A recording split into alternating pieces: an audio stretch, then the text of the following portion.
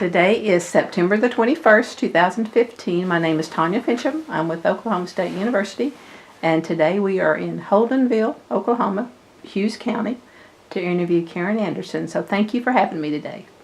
Glad to have you. Thrilled to death. Let's begin with having you tell us when and where you were born. I was born in Ada, Oklahoma, 1940, November the 11th, and it was Armistice Day, not Veterans Day. And did you have brothers and sisters? No, I was kind of a miracle to be here at the time. So what did your parents do for a living? My dad was the maintenance engineer for the, at that time, Oklahoma Highway Department in Ada, and my mother was a stay-at-home mom. Were they from Ada? Or? No, my folks met on a farm in Kay County, Oklahoma. She was from Guthrie, and my dad was from Kansas, and they met on an aunt and uncle's farm there in Kay County. That's how they met. How did they end up in Ada? Because of the highway department. Okay. And my dad graduated at A&M in 1929 when you could not get a job. And he went, I think he first worked for Phillips as a pipelining. He even ran for county surveyor for Kay County. Didn't get the job. But my mother went to Drom's Business School. She came from a farm family, could not afford to go to college, and he worked his way through. And she worked for IRS, and she saved her money. And when they got married in 1933, she had a car. So that was kind of how they started out. And then back in that day, the highway department, my dad probably stayed in one place for a very short time. And so they moved around a lot until they got to Ada. And then we left Ada when I was 3 years old, and he went to Tulsa. And whatever the year was when Roy Turner and Robert Kerr ran for governor. Well, my dad always loved white-faced Hereford cattle, Hereford cattle, and of course, so did Roy Turner. That was his thing. Well, Robert Kerr, if you know, he was a big Angus man, and he was really well known. Well, Robert S. Kerr won, and my dad lost his job. I mean, that's the way it was back then. And he had a man who worked for him from Calvin, Oklahoma. And they were able to, and he had his best friend coming back out of World War II. He was in the Seabees, and they'd both gone through high school, junior college, County Junior College in Arkansas City, Kansas, and then came to A&M together. And he was just coming out of World War II, and they had a man in Calvin he had a bulk oil company, and he had the money. And they started, that was the connection for Calvin, and they started a business where they had bulldozers and did that bulldozer type work. And then they really bit off a big chew and decided to form the company Brewer and McMichael Incorporated.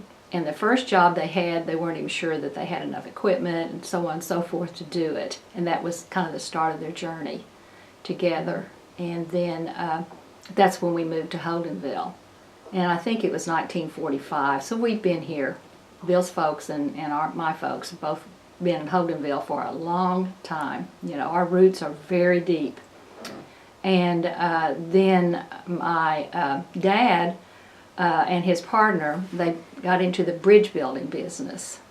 And they built during the time, and during the time that they were in business, they built quite a few bridges. And then when I had just had our youngest son, and my folks' backyard and my dad's partner's backyard, they were just right together. There was no alley in between, and they had no children, and I'm an only child, so I was kind of like their niece, you know. And he came over to see me right after Mike was born, and I'd come home to stay with Mother and Dad, and because Bill was working all over the state, and was it the Muskogee Turnpike, Bill? When Mike was born? Yes. Okay, and he was like in Muskogee, gone about 7 days a week. I mean, he was gone. So my dad's partner came over to see the baby and I, and our older son, who was 5. And he went on the job and died of a heart attack on the job. So when that happened, then it became Brewer and Anderson, and that's when Bill became a partner. And Bill is a civil engineer from OSU, and the business went from building bridges like on the turnpikes to repairing bridges. And then my dad was he was an entrepreneur, and he found out that they were going to sell the Katy Railroad out in western Oklahoma, and that they were going to sell the ties, the rails, the ballast, and the land, and the minerals.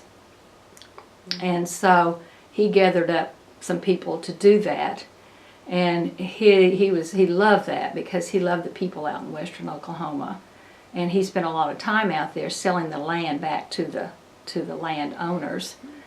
And we took the ties, and we had to have a place, of course, to put them. Well, after they got that all taken care of from Katy Railroad, then we started salvaging railroads in Texas, Arkansas, Illinois, Iowa, Nebraska. Bill even went to Minnesota, to Alabama, and that's how the business went.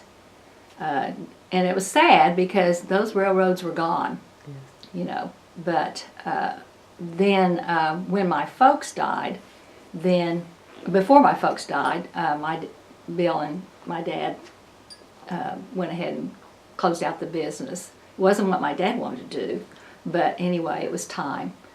And they lived in Holdenville. My folks were here too, and very involved in OSU. And anybody who wanted to go to OSU, they knew that to contact the Brewers would contact them because they would take them to OSU. My dad knew a lot of the deans, and he would take them to the dean's office or the assistant dean and say, I have this young lady or young man who'd like to go to school here and are interested in your school. And so it was just known. He was just known as Mr. OSU. And of course my mother was typical of the woman who had everything organized in the background. And so that was, and he was a president of the Alumni Association back when Merrill Rogers and Elizabeth were there. I don't know if you heard that name or not. He was the one I think he was the first executive of the Alumni Association.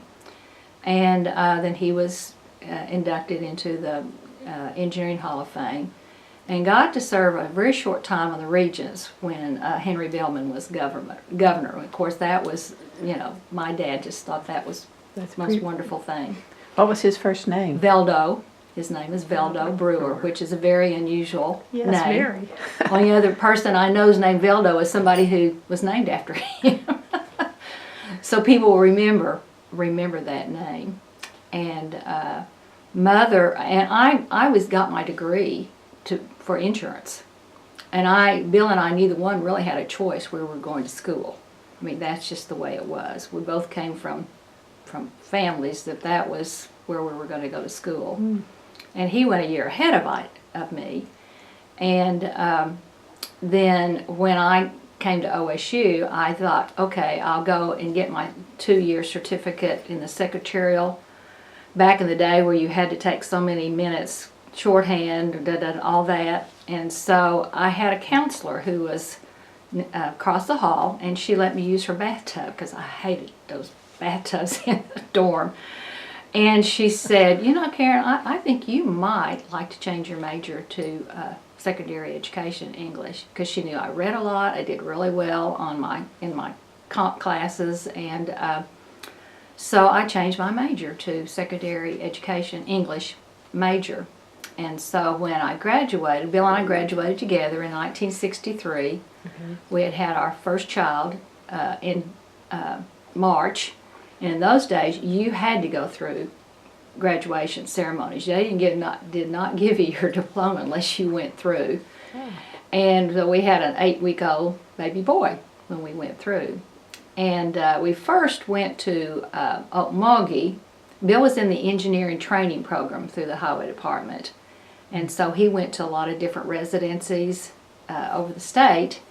And we ended up in OOHRP for a year that he was the assistant resident engineer. And I had started teaching here. I need to backtrack because, as I said, that was my insurance, and I was going to be a stay-at-home and had a baby and all that. Well, there was a unique situation in Holdenville at that time. There were 2 grade schools, and the 2 grade schools had half-time principals. So they had to have someone teach the other half day. Well, if this was grade school, I had no grade school, no elementary curriculum, nothing, because I took my electives and things that I liked. Nothing that directed me that way. But when the superintendent called and asked me if I would take the job after they'd had 2 other teachers quit, this was like about October. Well, I didn't have a washing machine and dryer. I could certainly use the money. And that's what I did that first year, was in elementary. And I had 2 principals that were just difference in day and night. And after that year was over, the 7 months were over, the board member, who the upper grade school is named after him, he said, "Little lady, you won't ever have to worry about getting a job here because you stayed." And it was one of those situations where when they say baptismal by fire, that's exactly what it was. But when Bill received the promotion to go to OOHRP as assistant resident engineer, then the man who was kind of over all the grade school's curriculum, he knew the superintendent at OOHRP, and he said, "Well, I'll talk to him and see if maybe you can have a part-time, a half-day position," because I really didn't want to teach full day. So that's what happened. I ended up teaching sophomore English in OOHRP before desegregation. This was the last year before they had changed that. And I really, really enjoyed it. But then we had an opportunity to come back to Holdenville. We had a family friend, and he asked Bill to come with him, and that's how we came back to Holdenville. Well, again, the man who was head of the curriculum, he said, "Would you like to teach half day in," they called it junior high then. It was just 7th and 8th grade. So I did. I taught half a day till I got pregnant and had to take out. But I was ready to come back. And so I taught 8th grade English, did the pep club, did the cheerleaders. A friend of mine, she did 7th grade English, and we did the annual. And this is back in the day. There was no extra pay. You did it. And we were very fortunate that they put 6th, 7th, 8th grade in an old grade school, and it became the middle school. And so we had our own, everything was our own. We were not connected at all to the high school. And I still have parents who went through that system said, "Oh, I wish we still had that in Holdenville," because they really thought that was a great combination of the 6th, 7th, 8th grade away from the high school. So that rocked along. I taught the 8th grade English for 28, I'm trying to think, about 28 years. But in the process, the oil bust happened. And our superintendent, who was so financially a wizard, he sold that that building with a gym. It was a big orange gym. He sold that to an oil company. And he moved instead of having to riff a lot of teachers, he moved the teachers who were elementary to the Thomas School, which was the upper elementary. And then those who had secondary, like 8th grade through high school, they moved us to the high school. So I taught there 4 years. I guess that was 20, maybe about 22 years we were in the middle school, something like that. And then I taught 4 years at the high school where I had 8th grade, and then I also taught sophomores through seniors. And so I had kids that I had taught as 8th grade. But they grew up, and that was a good thing, and I really enjoyed it. But the last year I taught at the high school level, right before lunch, I had 19 8th grade boys, no girls. No girls. And I'm a boy mother. And anyway, and I could always, they gave me so much hard time about OSU because, you know, for boys, OU football is everything.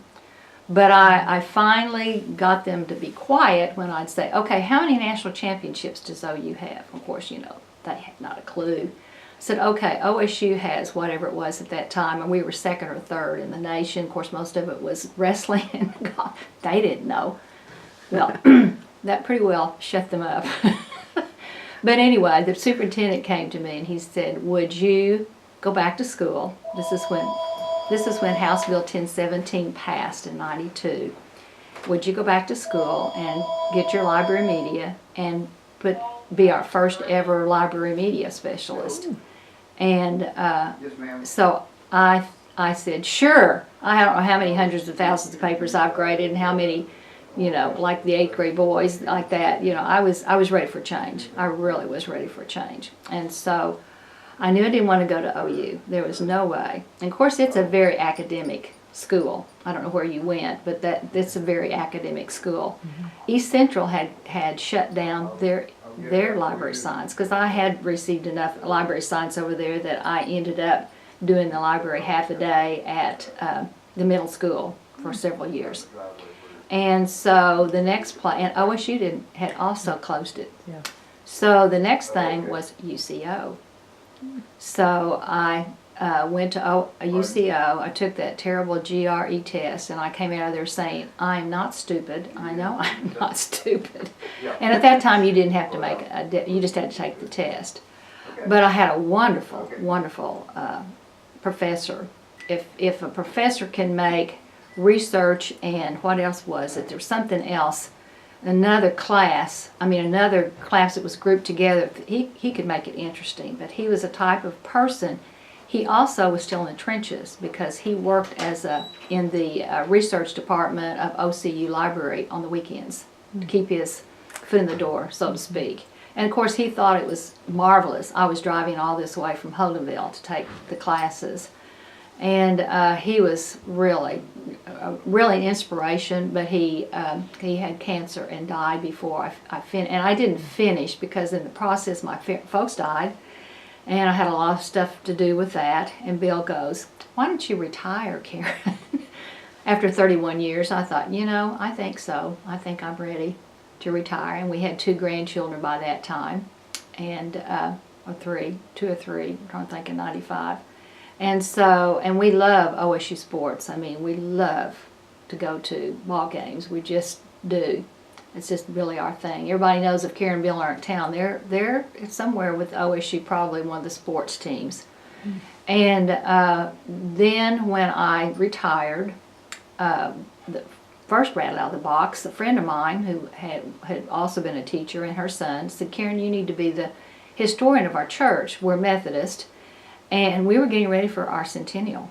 And I'm like, oh, I don't think so. I don't think I'm going to do that. Oh, yes, Karen, you'll have a year. You can prepare and all this. Well, duh. It was like the big picture because I did extensive research in the newspaper files at Stillwater, at the Historical Society, and found out our church is so iconic. It is such a symbol, historical and so forth, that it just became a real passion. And so the year of the centennial, every Sunday we had a centennial moment, and we put that in a book. And they were not in consecutive order, but something happened in the church, and we had some of the finest ministers in the Methodist congregation, you know, in the Methodist conference come through our church. And in the process, they had built this church in 1925. It finished in 1925, and I would like to show it to you because it's just beautiful. And a family by the name of McFarland had ties to Holdenville. They were ranchers and oil people, and in 1929 they forgave the rest of the mortgage, so they had a big celebration where that happened. And of course that was right, and it was right at the time of the big October, whatever it was. I think it was that weekend, right at the crash. And so our church was rocked along, and it's, you know, built in 1925 as a show place. We had the most gorgeous rose window and other stained glass windows and beautiful oak. It was just a beautiful church. But, you know, infrastructure was a real problem. And so we didn't know what to do. It was a big, you know, in a church setting, do you do something with this building, or do you go out and build another building? You don't know what to do. And it can split the church, and there were people who left the church. But it had to be on God's time. And when it was right time, we have a lady in our church who is part of the Coach Roofing, which is out of Seminole. So she knows construction. She knows the construction people. And she knew the man out of Sulphur, Oklahoma. And that's what they do. They're construction managers. And the man that he sent to Holdenville to do the construction loved the history of the church. If he found something, we found a dumbwaiter that had been closed off for a long time. He might find a book or something, papers or whatever, and he was so excited. But he was in charge of the renovation of our church. And we completely gutted the kitchen, which had been used for 50 years when my mother and Bill's grandmother cooked for Rotary. And, you know, it had not been upgraded for a long time. And one of the men on the building committee works for Sonic. So we got a really nice commercial kitchen. Then we added on a portico and a pastor's study, office, nursery, and another Sunday school class, and a 5 or 4 level elevator. I mean, nobody else has an elevator in Holdenville like this. And it is just beautiful. And the brick matches so well. They did such a good job. You don't really realize that it's been added on to, because it just looks so much like it did. And beautiful landscaping. So that's kind of the church is a big part of our life. I've been the UMW president. We do a big luncheon in May, and it's the town event of the spring. And we normally probably between close to 400 people we serve in about from 11 to about 1. And it takes everybody on board, of course, to do it. And but it's a lot of fun too. And people, if we didn't have it one year because the kitchen was being redone, and you know, it's like, well, when are you going to have the luncheon? When are you going to have the luncheon? But this town just knows when that's the big deal. And I've just carried on being the historian and finding out more and more. And a lot of it's in my closet. Some of it's in the safe out at the office, because we have some really, you know, your original membership books. I dug those out. I had a young secretary who had not a clue about the history of the church, you know, and she stuck them in some closet. Well, I found, you know, it's just things like that just means a lot to me. And then in the process, after the big centennial year, then I thought, okay, I need to work on my own genealogy. And you never finish. You never finish. And I have been able to do a lot. My dad would be so proud of me, because he really did some things back in the day. And my mother was the organizer. So, you know, there's names on the backs of the pictures, who they were, that really helped me in the journey of the genealogy. I don't know if I'll have either one of the sons will be interested in it, or whether I'll have grandkids, but anyway, and it's on paper. I did not put it on the computer. It's on paper, and I'm just still old school that way. I just am. Now our children, our oldest son, Bill, if you live in Stillwater, you probably have heard of the railroad yard that's south of Stillwater on 177. That's our son's business. Okay. It started as a receptacle for all these thousands of ties. And at the time when the land was bought, the man who was retired, he had been a VOAG teacher here, and then he worked for the State Department. And Francis Tuttle, you've heard that name, okay? He was superintendent here. We were all very close. They were Methodists, the whole family. And Bill's dad then worked for VOTEC. That's what he was doing in Stillwater. Okay. But when they first started the business, then the man, his name was Hugh Lacey, then he hired some of the guys, mostly from Holdenville, to help him to work in the business. And then when he was ready to retire, then we had young men from Holdenville who more or less managed it. Then our son went up there, and he started managing it when he was still in school. And he was one of those late bloomers because he quit and then went back to school, and he got his degree in Ag Econ, which is it is a great degree. You can do a lot with it.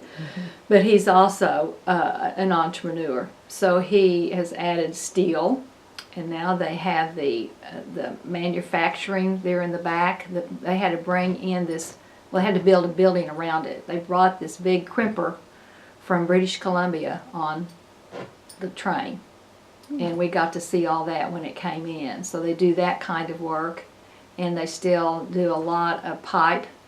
And he found that you can take those old tank cars and you can take the ends out, and they use them a lot in the county. The county does for bridges or for culverts. Oh. And so they do a lot. And then in the last 3 or 4 years, he started another company called RRY Services. And he has someone who knows how to build bridges, which is just kind of like coming around, from back to the way I grew up, and Bill's business in building bridges. So he has someone who actually does the building the bridges, but that's another thing that he's involved in. Plus he has a lot of land and a lot of cattle. They live out on their farm, their ranch, south of Perkins. And they have 2 children. Mackenzie's just like his dad. He's kind of a late bloomer. He's just now getting into college, and he's in the Gateway program at OSU. And Dana graduated from the School of Agriculture and Horticulture, and she never even had chemistry. Came from Sasakwa, Oklahoma, and she worked so hard, and she got that degree, and she was in the whatever that we don't have Phi Beta Kappa, but we have something else, the Phi something, if you're in the top 10% of your graduating class, and that little girl made it. And she, then they have a younger daughter who is getting ready to be 16, and she's been homeschooled, and now she decides she wants to go to public school. So she's in the Perkins High School, and really likes it. And the younger son and his wife, Mike, always was a coach. I mean, he loved ball. He played all ball, and even played on Legion team. And so I just, it's what he wanted to do, was be a coach. And he also graduated from OSU in that top 10% in the School of Education. And I think it's called Hyper. And at that time, you took a lot of the higher sciences, because he had anatomy and physics and chemistry and all those. So when he started coaching, then he did teach the higher sciences. And he and Debbie and his wife, she's a first generation college graduate, and so was the other daughter-in-law. And my mother and daddy love them to pieces because they're just really great girls. And the other daughter-in-law, she doesn't have the whatever it is national certification, but she's a master teacher. And she and Mike taught at Perry, and then he left coaching and teaching for about 7 years, and when he came back is when we were riffing again. We were going through a budget crunch, just like Mike. You think you can get a job? Well, he did. He got a really good job at Tonkawa, and so did Debbie. And that's when he started teaching physics and chemistry and physical science, and then coaching. And he was lucky enough to be with coaching on 2 teams that were state champions, which is a big deal when you're a coach. Yes. And they have 2 daughters, and their oldest daughter, Caitlin, did really well in school, and she, it's so neat when you live in a town where you've got a junior college, because you can take those classes concurrent, and they give you opportunity to do that. So both their daughters were able to get quite a few hours that way. But then she went to OSU, and she's in the College of Education and just graduated this spring and has her first job in Perry. I mean, going back to where Mike and Debbie first started teaching. So they still know people, which is good for her. And she's teaching 3rd grade. And she's finding out, she said, she told her folks, she said, I like to be the teacher or the person that goes in and fixes everybody's room, get ready for school. all this grading and studying and everything, it's work. And then her younger sister, who went to NOC her freshman year, and her boyfriend, he was a presidential leadership scholarship, so he could get his associates there without paying any money. So he stayed there and got his associates. And so she came her sophomore year in the College of Education, and she wants to be a counselor, an elementary counselor. But you've got to. I thought you have to have your master's, and I'm not sure if you have to teach before you get your master's or not.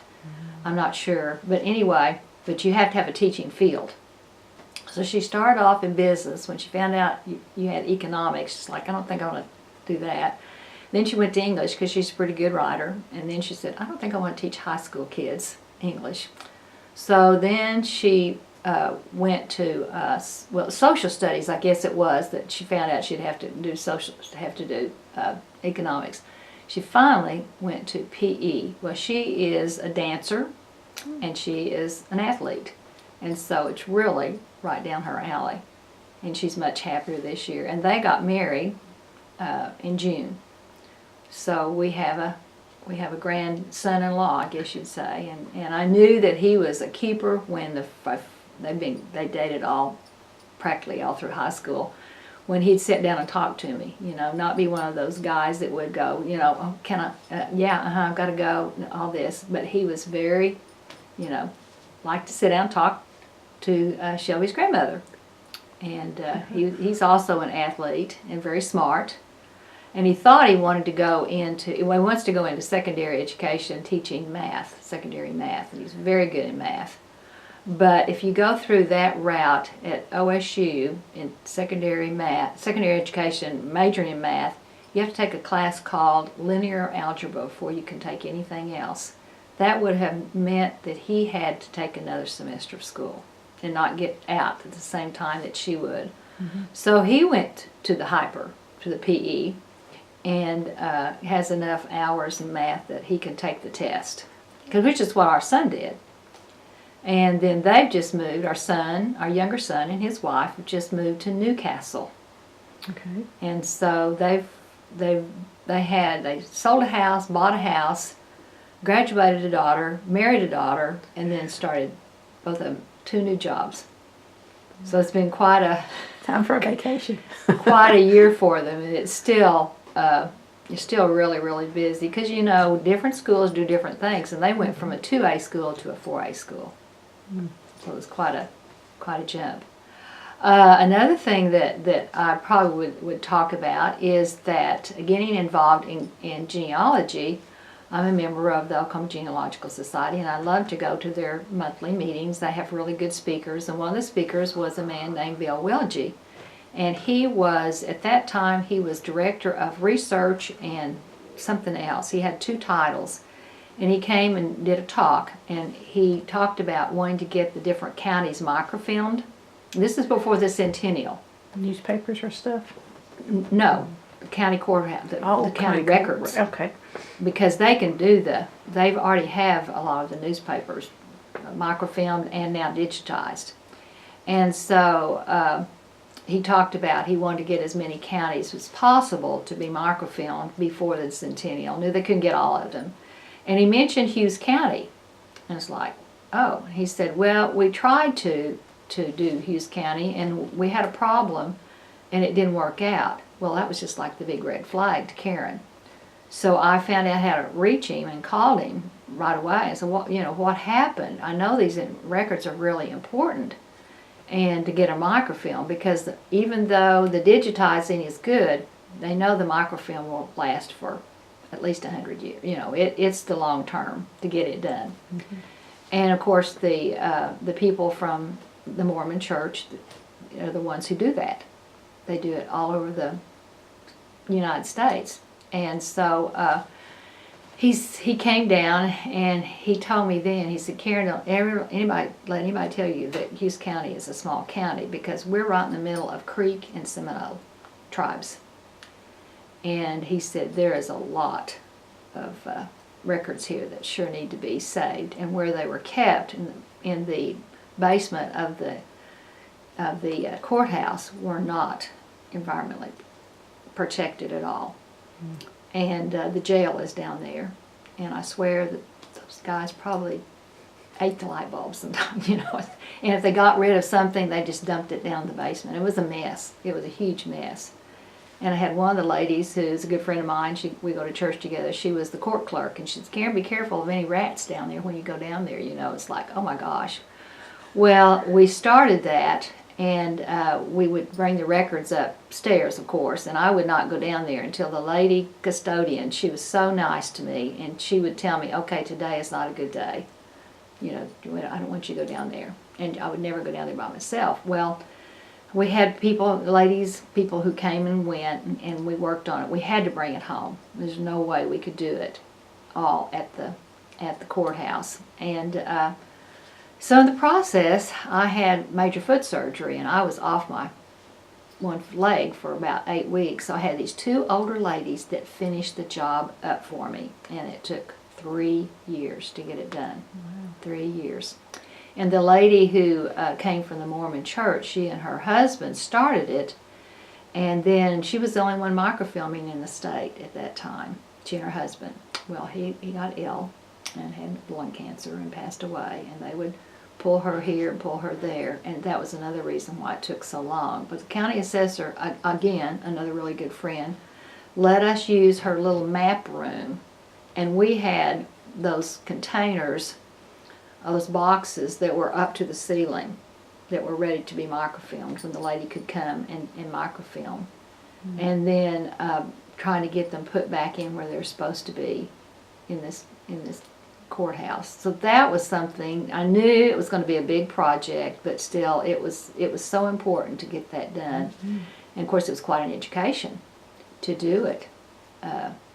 But it was, I couldn't have finished it without those 2 ladies that more or less came in and finished it at the end. And as I said, we go to all sports. So football, men's and women's basketball, baseball. We have wrestling tickets, and we give those to our retired Methodist minister who lives in Stillwater, who's from Morrison and loves wrestling. So, well, when you were students, did you get to go to the games, various games? We were there when Iva was there, and we went to some basketball games. The place where we lived is right cat-a-corner of where the tennis courts used to be, where you had the little jog right there. It's a 2-story, and there were 4 apartments in it. And we got there, it was like $50 a month, because Bill was in School of Engineering, so he was real close to his classes. Mm-hmm. And we both had a year and a half left of school when we got married. And but it was pretty primitive. I mean, but it was fine for us. And the worst thing that ever happened when I was pregnant, my mother was very unhappy because I got pregnant before I did my practice teaching, and that day I had friends in elementary education who had signed a contract they would not go out practice teaching pregnant. Mm. Yes, it was a big deal. So my mother was like, "You worked so hard to get this far, you know, and now you know this." And well, my mother-in-law had a baby. She had a late in life baby. She was 39 when she had her youngest child.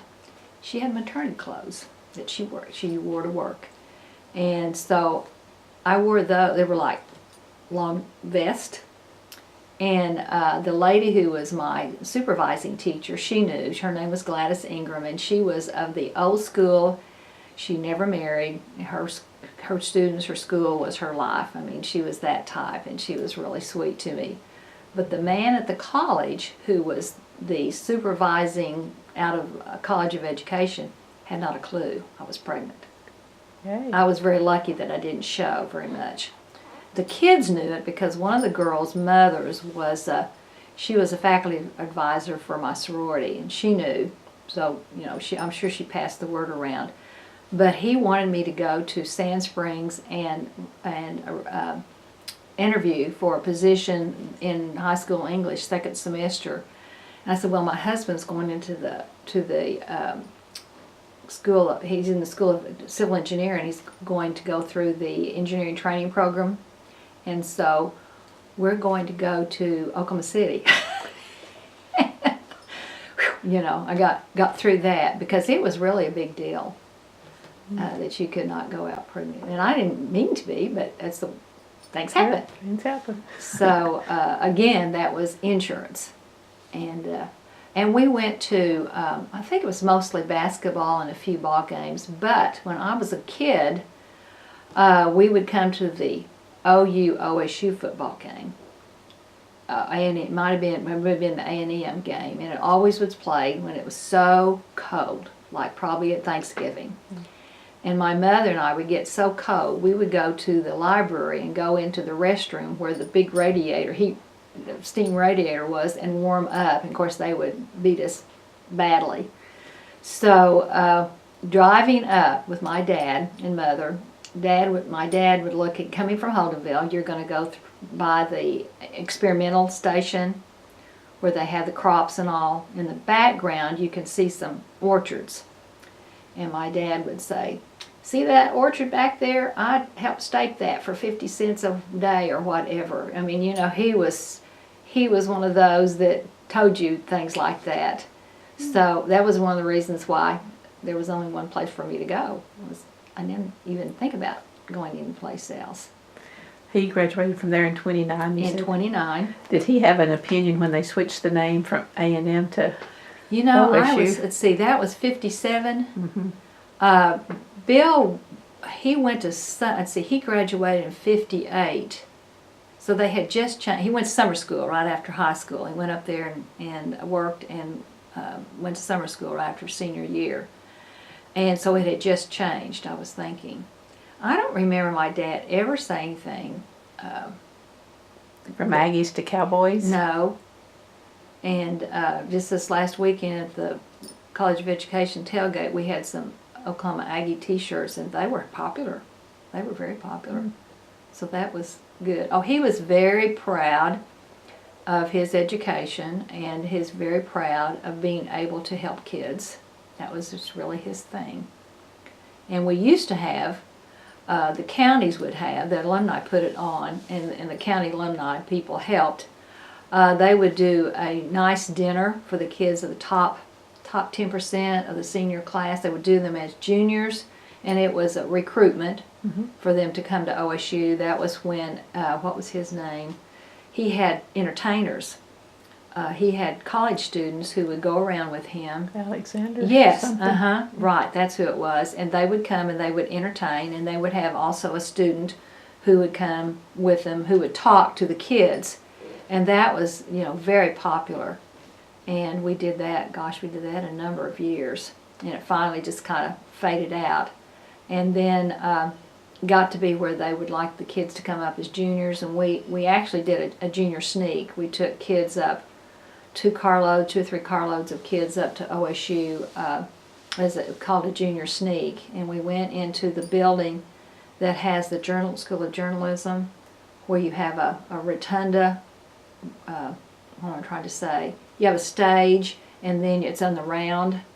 Okay. And we had different people come from the different schools, and they would move, and the kids would be able to talk to them. Well, several of those kids went to OSU and did really well, so you know, it paid off.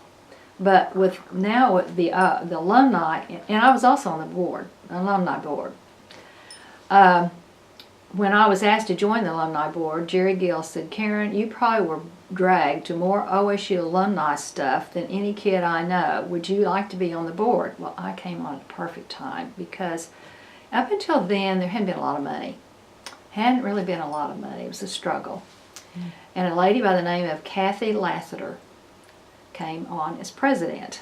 And there was a company who wanted to buy the OSU alumni database. Now this is the emails and email addresses. And it was a bank. I believe it was a bank. They were going to pay the alumni $10 million. Well, Dr. Halligan was the president at the time. And so she had worked for Southwestern Bell. I mean, Southwestern Bell probably then. I'm not sure if it was already AT&T. This had been, well, yeah, it would be AT&T. It would be in the, I'm trying to think, 90s. Soon after I retired that I did this. late 90s anyway. And I'll never forget Dr. Halligan coming to the board meeting and saying, this young lady is a negotiator because she got all the money to go for the alumni board. And that was also just at the time that emails were starting to become, everybody having an email, and at that time the alumni gave the seniors, the graduates, 1 year free membership. And then, okay, we were housed in the union. They were downstairs in the second floor for a while, and then they also had offices, and where we met was up on the fourth floor. And they wanted to do an alumni center. That was a huge dream. And they had a big deal the first Saturday of the football game, and Jerry Gill came and talked to us. It was kind of his dream. And when he said, you know, when you write out your strategies, he said that was always on my list of alumni center. And so that money was helped get things started, you might say. Then, how can we raise the money? Where can we be put? All that. And that spot is where Henderson, which is, what was it called? Henderson. That was where the College of Education was. Oh, on that corner. It was. I'm trying to think. It was Henderson, I guess. Henderson Hall. What was it called? That was where I went when it was College of Education. So that building had been taken down. I'm trying to think. Anyway, of course, we're looking at the Union right across the street, you know, perfect.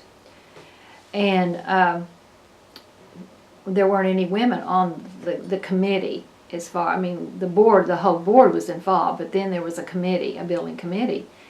And so the executive of the committee flew to Texas, and they had just opened their alumni center real close to the football field, and they videoed, of course, and in it they had this gorgeous fireplace right in the middle, and it was very elegant but very homey. And then they went to Kansas State, and it was pretty new, and it was beautiful, white limestone. I don't remember seeing it inside. I'm sure we did have some video inside, because when they flew back, they showed it to us. And then Kansas, KU's, was behind a fence, just kind of like a nondescript red brick building is what I remember. I don't remember Missouri. I don't remember some of the others, but I do remember Kansas State, Kansas, and Texas. Well, when the guys went to Texas, they had this lady, she said, oh, come, I want to show you the women's restroom. And they're like, okay. I want to show you how many stalls we have in the women's restroom. They realized they did not have any women on this committee, the building committee. So when they came back, they asked a lady, her name is Cindy, starts with a Z, and she's from around the Lawton area. Her husband is a lawyer. She does a lot of dog rescue. And they asked the two of us to be on the committee. So we were kind of there in name, I guess you'd say. And another thing that was really interesting, you know, when you have that kind of a job, when you want to build something on the campus, the regents have to approve it. And it has to be that modified Georgian. You know, there's some buildings that got by that are not modified Georgian. And so when they put the specs out, they just put it out, I don't know how many architect firms they sent it to, but just a whole bunch. Well, I'm sure, I don't know what all the feedback was, because I don't know that, but I do know that one of the architects they sent it to, his name was Larry. I don't know what his last name is at this point, but he was known all the way around the world. I mean, he was world-renowned architect, but he taught in the School of Architecture at UT, at the University of Texas. And he was interested. And they're like, Larry, whatever his name was, interested in building our building, you know, designing our building. And the comment, I guess, that I was told was that he said, well, you know, anybody can build a standalone building, but to make it conform to the campus is really important. And I think I'm not sure if I'm right, but for some reason I think that his design went back to the Regents maybe 3 times before they okayed it. Because they had certain perimeters they wanted, and that's what it had to be. And of course, you know, I think it's beautiful. It is. I love the fireplace.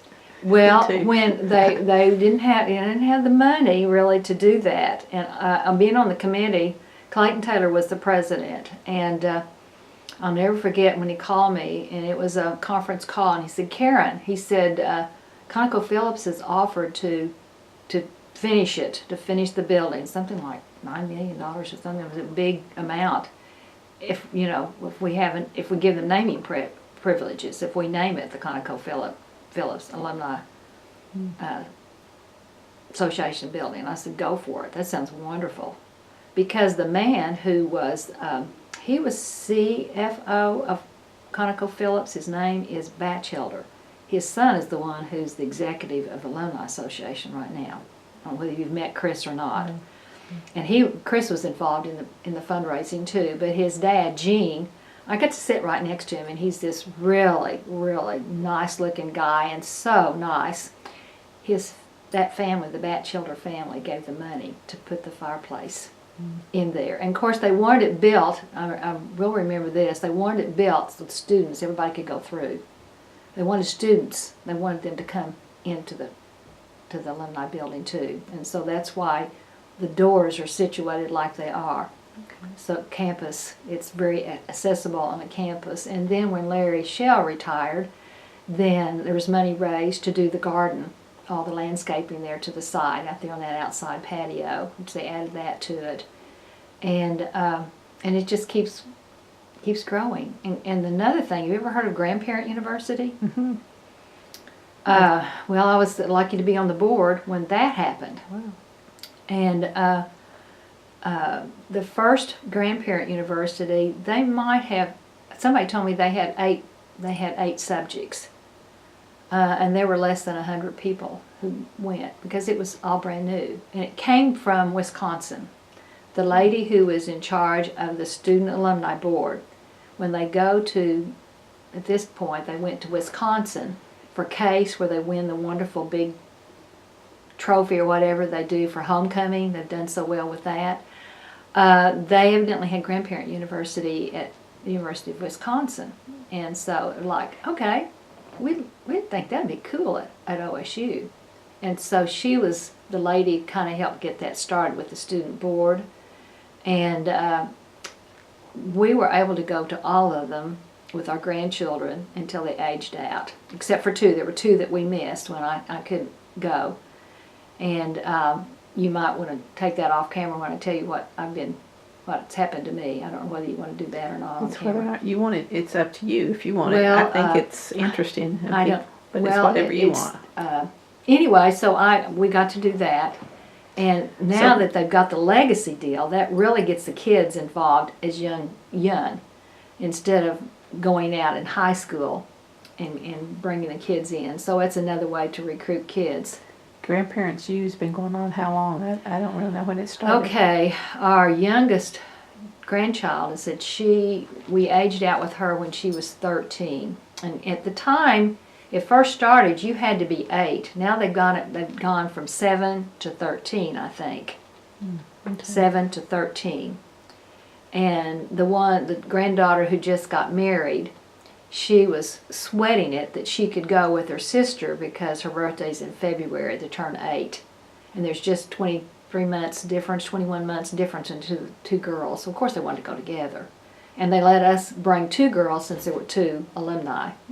Okay. You know, two grandparents. And that was the most wonderful experience. Anybody who's done it and hasn't done it but wants to, it's grown so much that they have the 2 sessions. They've had the 2 sessions for I don't know how many years. And they've gone up to, was it something like about 30 subjects? 30 majors? They don't have the same ones each time, but I think it's grown that much. Mm-hmm. And it got to be the point. They had to do it with the lottery because they had it where you phoned in at 8 o'clock on a certain day. And if you didn't get your name in the pot by the time they met the quota, it was it was over. And I think the last year that they did it that way, they had 100 people who didn't get in.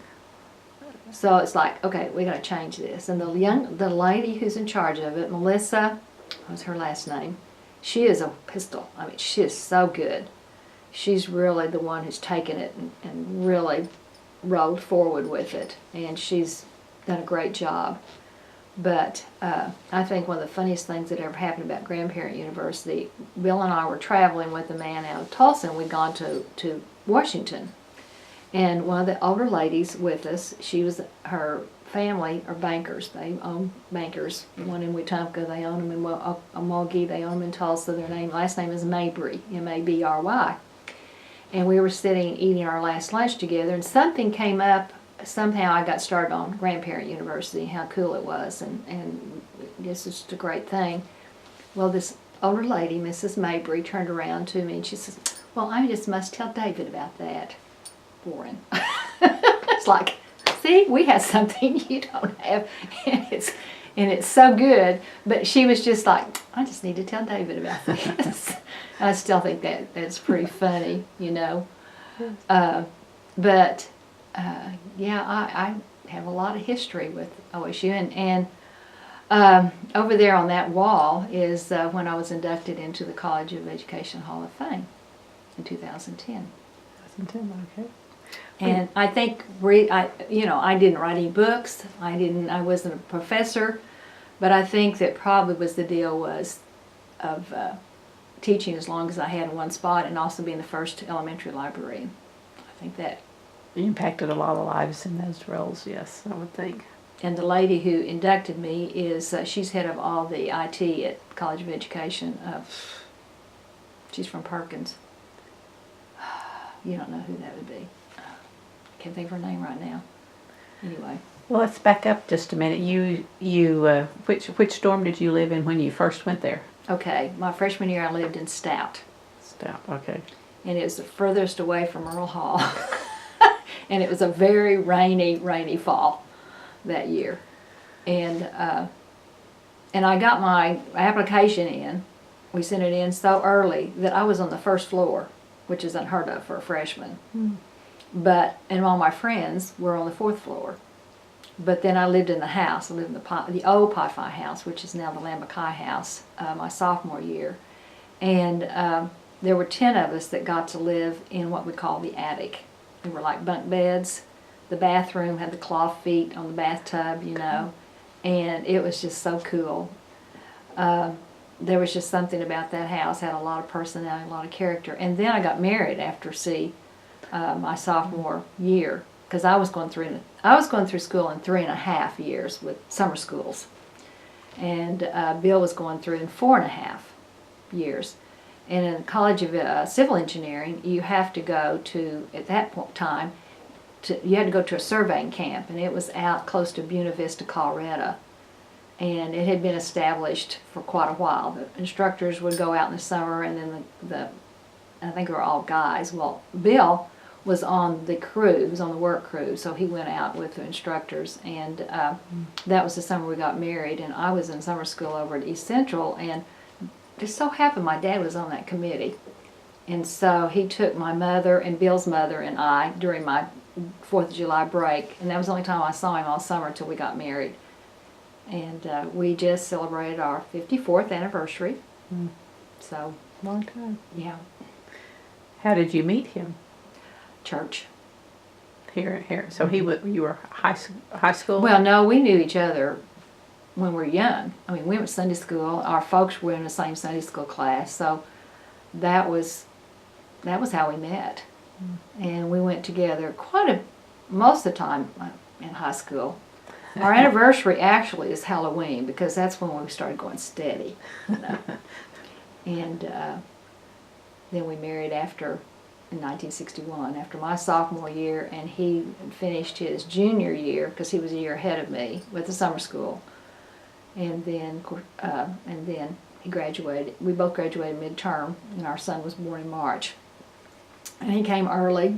I didn't make it all the way back to Holdenville to my family doctor. That was also interesting. And Bill's so good with directions, and he got lost that day taking me to the hospital. Because being the first, I wasn't sure, and I was a month early, and I was coming home to have my hometown doctor was going to deliver my baby. And so I walk in, they don't know me, but the lady who was the receptionist was from Holdenville. Small world. So it was a small world. I was going to a doctor at that clinic. It was the Mayflower Medical Clinic that was right off May Avenue. And the doctor I was going to go to was in Holdenville for a funeral. And so a doctor who didn't know me from anything is the one who delivered our first baby. And he was so nice and so gentle, and I didn't even know my I didn't even know my blood type. It's like anyway, but and then when I had my younger son, then that family doctor was no longer delivering babies, but he said, "I owe you one." And I worked at the clinic hospital. It was all together at one time. The physician, surgeon, clinic, and hospital were all in one big, huge building. And between my freshman and sophomore years in school, I worked in the office, and I did everybody's vacations, and worked the switchboard, and that was interesting to do. Anything in the medical is kind of like school. It's not ever the same, it's always different. I really enjoyed it. But anyway, that was something else I did. Well, how often would you come home from OSU when you were there? Well, every weekend? Since Bill, well, if you're a pledge, you have certain things you do, and True. In the old days, we were not initiated until second semester because you had to make your grades. They've completely changed that nowadays, which I don't like, but anyway, that's what they do. And so I got really homesick. Oh my goodness, I got really homesick my freshman year. And my dad, being in construction, he was traveling a lot, and he would sure make a point that he'd come by to see me. And you had to go downstairs to the payphones. They were in like a booth to telephone. That's the way you, in those days, that's just like late 50s, early 60s. So, and my mother kept these letters that I wrote home, being so homesick. Oh, yeah, I was really homesick. You still have them? Oh, yeah. Mm-hmm. And my mother kept all the letters that she and my dad, that they had in their courting, because they dated a long time before my dad got a job so they could get married. That's just the way you did it, back then. And so, yeah, she saved all those letters. So that's been really a treasure to pass down to my kids. And now, how do you keep with text now with it? I don't. It's not the same. I don't is text. It? I don't text. No. I've tried it a little bit, and it took me longer to text. It wouldn't pick up the telephone and call. And I'm a person that I like to talk to somebody. I like somebody on the other end of the line. I know, especially grandkids, they do all this texting, but they know that Nanny is going to call. They just know that. Now, Bill has a young man. He's a freshman at OSU right now. It's his texting buddy. That's the only one he ever texts to. But, and we were very fortunate that our grandkids have been in Oklahoma. And both the girls were real involved they were cheerleaders and athletics and other things. And then Mackenzie, our grandson, is an Eagle Scout. And so he and his dad have been real involved in they went to all those adventure scouting places as he was coming along. And then Michaela she was a competitive dancer for quite a while, so we got to go see her dance. So we were very fortunate. Some grandparents don't get to see their grandkids very often because they grow up so fast. 2 of them are 22. One's going to be 21 in February, and the other one was going to be 16 here in just a few days. So. I was trying to, so it's in my head, there's 4 generations that have been to OSU. Your dad, you? Yes, there'll be 4 generations. Bill's folks, my dad, Bill and I, and our 2 sons and daughter-in-laws, and then our grandchildren. So that's 4 generations. And I don't think any of them ever even thought about anywhere else. Especially the other school down south. Well, we used to go, a long time, we used to go to the OSU football game down there. We have stood in the dirt for the first quarter to be over before we could even get up the ramp. Back in the day, when we were pretty young, the guys liked to wear orange cowboy hats. I mean, they were regular cowboy hats. Someone, as Bill was standing in line in the ramp, somebody took it off, never saw it again. And then we've had this, back when our younger son was where he wanted to go to football games, and again, he's coached a lot, and he still, if you sit by him in a ball game, he sees the field. He was always the coach that was up in the crow's nest or upstairs because he's just one of those, he can see it. And so I think he thinks his mother's kind of a dummy, but anyway. We're talking football then. Anyway, yeah, mostly football. But anyway, I didn't go that ball game. Bill and Mike went to it, and at that time they had bleachers that were really high up at Norman, and they sat on the very top part of the bleachers, and they were swaying in the wind. Mm. And the last time we went to a football game at at Norman, we sat pretty low, and I think somebody had maybe given Bill some tickets, a contractor or somebody they knew, and we had to walk through the OU students. That was awful. Bill said, "That's it." And we have friends here at our church who went to OU. I have no problem with people. That's where they should. But in this part of the state, you go to Walmart and buy your OU T-shirt, and you're a fan. I mean, that's just the way it is. Anyway, so we beat them at Norman. I don't know how many years ago it was that this happened, that our friend, who is an OU graduate and is a real close friend, he brought his ticket to church, came down the aisles. Well, here's the ticket, Bill and Karen, and you weren't there to see it. And we're like, we don't go to Norman. It's not in our vocabulary. We do not go to Norman. So everybody just knows that, because oh, we didn't go? No, we didn't go. So that's just the way it is. That's why. I don't think you're alone in that either. And of course the OU fans have gotten so mad because they had to buy season tickets if they wanted to come to the OSU-OU football game. Mm. Oh, poor babies. And this last game when they played at Tennessee, we've been to Tennessee. We know what that's like with the crowd. At the time we went, I had just retired. We went to Tennessee one weekend, came home, flew to Tennessee, came home, and then drove to Aspen and stayed a few days in Aspen, and then went to Wyoming, to the Wyoming game. We did that all in about 10 days.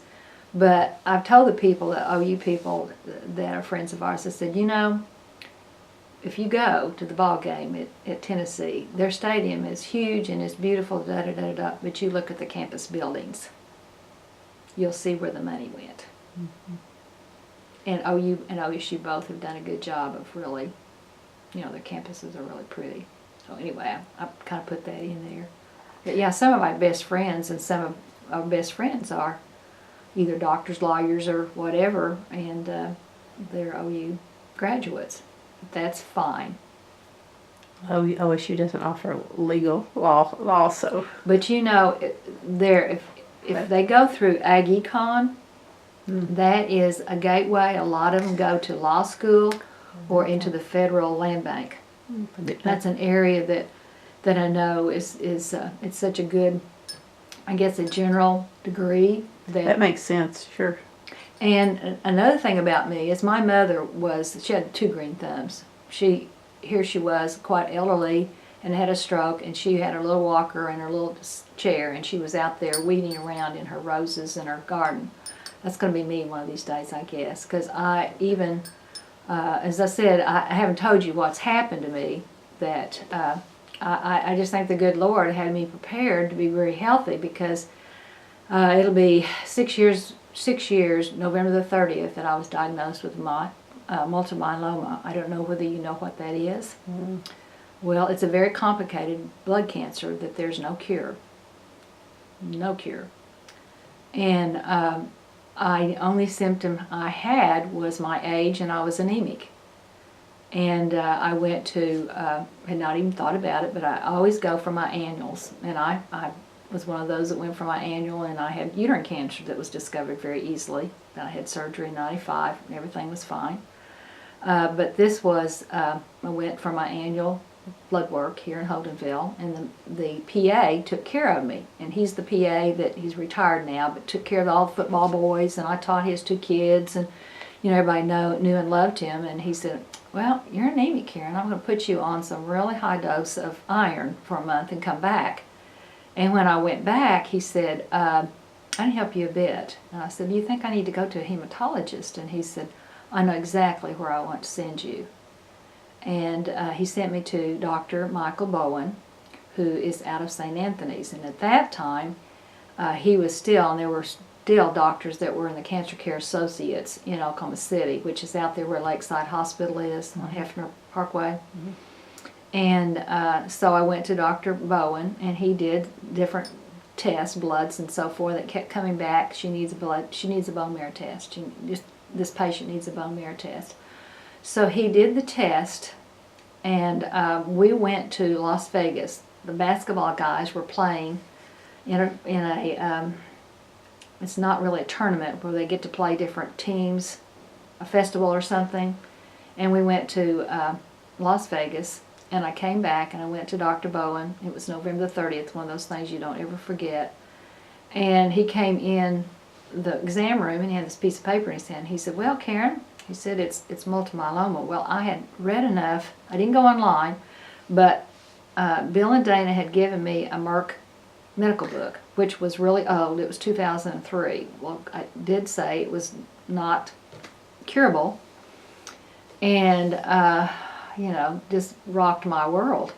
And I was getting ready to have the family Christmas at my house before Christmas, because we do our Christmas with our family before Christmas, because they all want to be at home during Christmas Day, and that we understand that's not a problem. So he started me on an infusion, which is a chemo, which you have to have a port for, but it was a low dose, and then also on a steroid, a very specialized steroid. And he tried that, and the plant in multiple myeloma, if you don't know anything about it, it all has to do with the plasma cell percentage in your, I believe it's your white blood count, your white blood.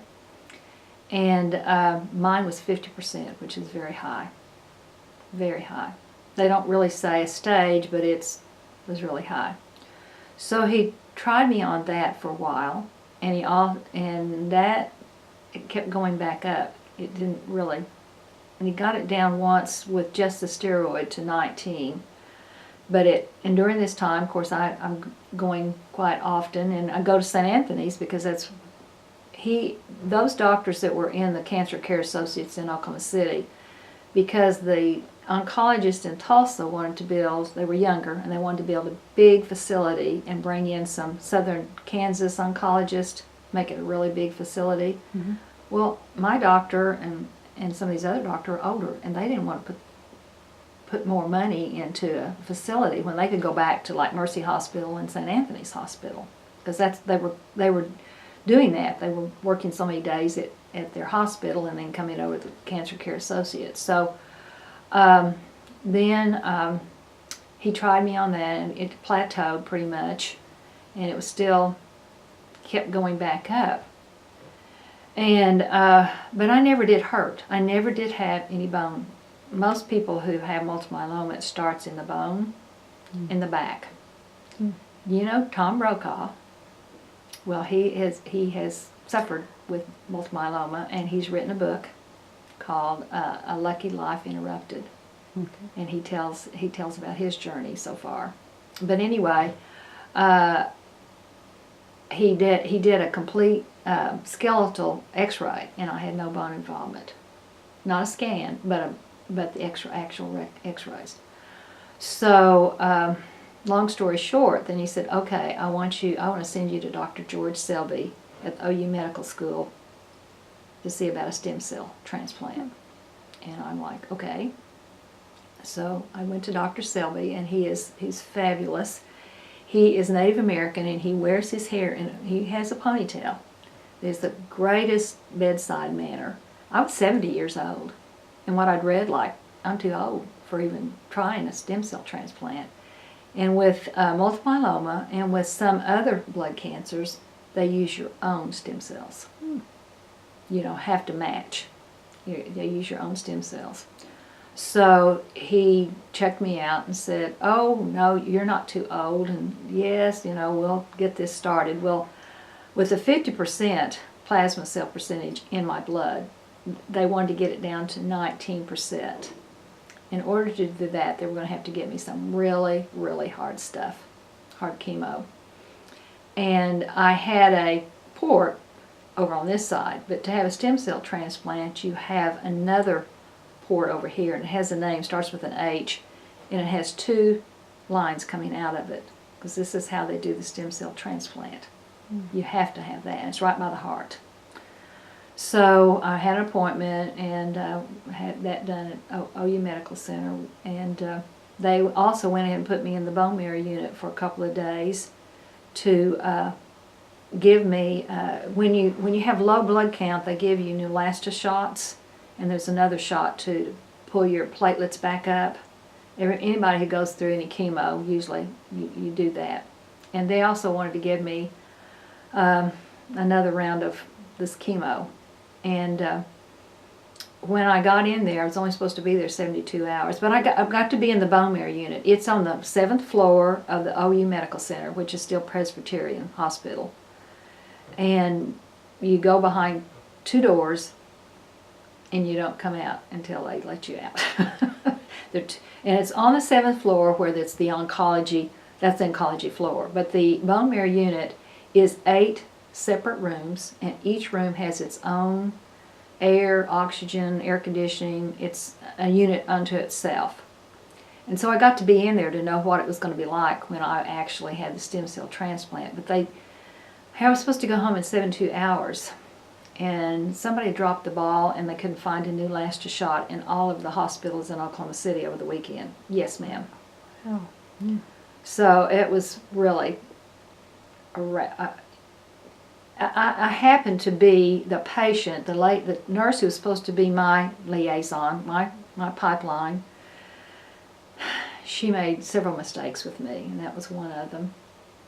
And she was let go, and she should have been. I got caught in another really bad spot that she caused, and she was gone. But anyway, so I put the what's it called? I should have looked this up before we started. Anyway, I got that done. So the next thing is, again, to give me enough of this really harsh chemo to bring the plasma cell down. They only actually gave me another 1 round of that because it pulled my blood count so low. They were kind of afraid to. Because I was very lucky. I was very healthy. I had no underlying health problems. I mean, I was very healthy. I just think the good Lord had me ready. Sounds like it. To be able to do this. And when they did the bone marrow test again, it was down to 20. So, okay, that's close enough. So the next thing you do is you have to have your kidneys, lungs, and heart checked. You have to have the test, the pulmonology test. You do the 24-hour urine, where you take that into for them to the lab. And then the last thing was echo, which is the echo heart. Well, before that, and I really didn't realize this, I had to go to where they do the chemo, where the chemo lab is at OU Medical Center at that time. Now it's in the big clinic that they had, the Peggy Stevenson Cancer Clinic there on campus. And they took 15 vials of blood from me because they have to test I have to have a vial of blood for all these different things that they test for. I mean, it's just a long line. Didn't think a thing about it. We went downstairs to eat lunch. I started getting cold, chilly. Well, maybe we need to take a little ride outside and I'll warm up. before I go for the echo. Well, I go into the echo and I'm shivering so badly I can't stop. And the lady who did the echo, she had been there a long time. She was an older lady, and she tried the hot, warm blankets and all that, and it didn't work. So she called the stem cell transplant head nurse, Nancy Kurtz, her name, and they said, "Go ahead and finish the test. If you've started it, go ahead and finish the echo while she's there. Then you get her to the ER."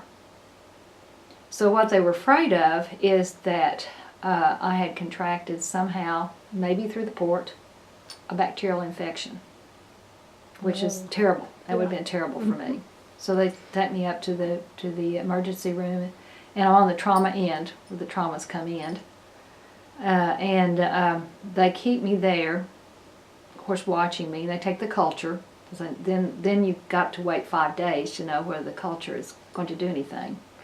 And it took them until the middle of the night to get me into where they wanted me, which was on the second floor, where I think they had some heart and transplants on that floor.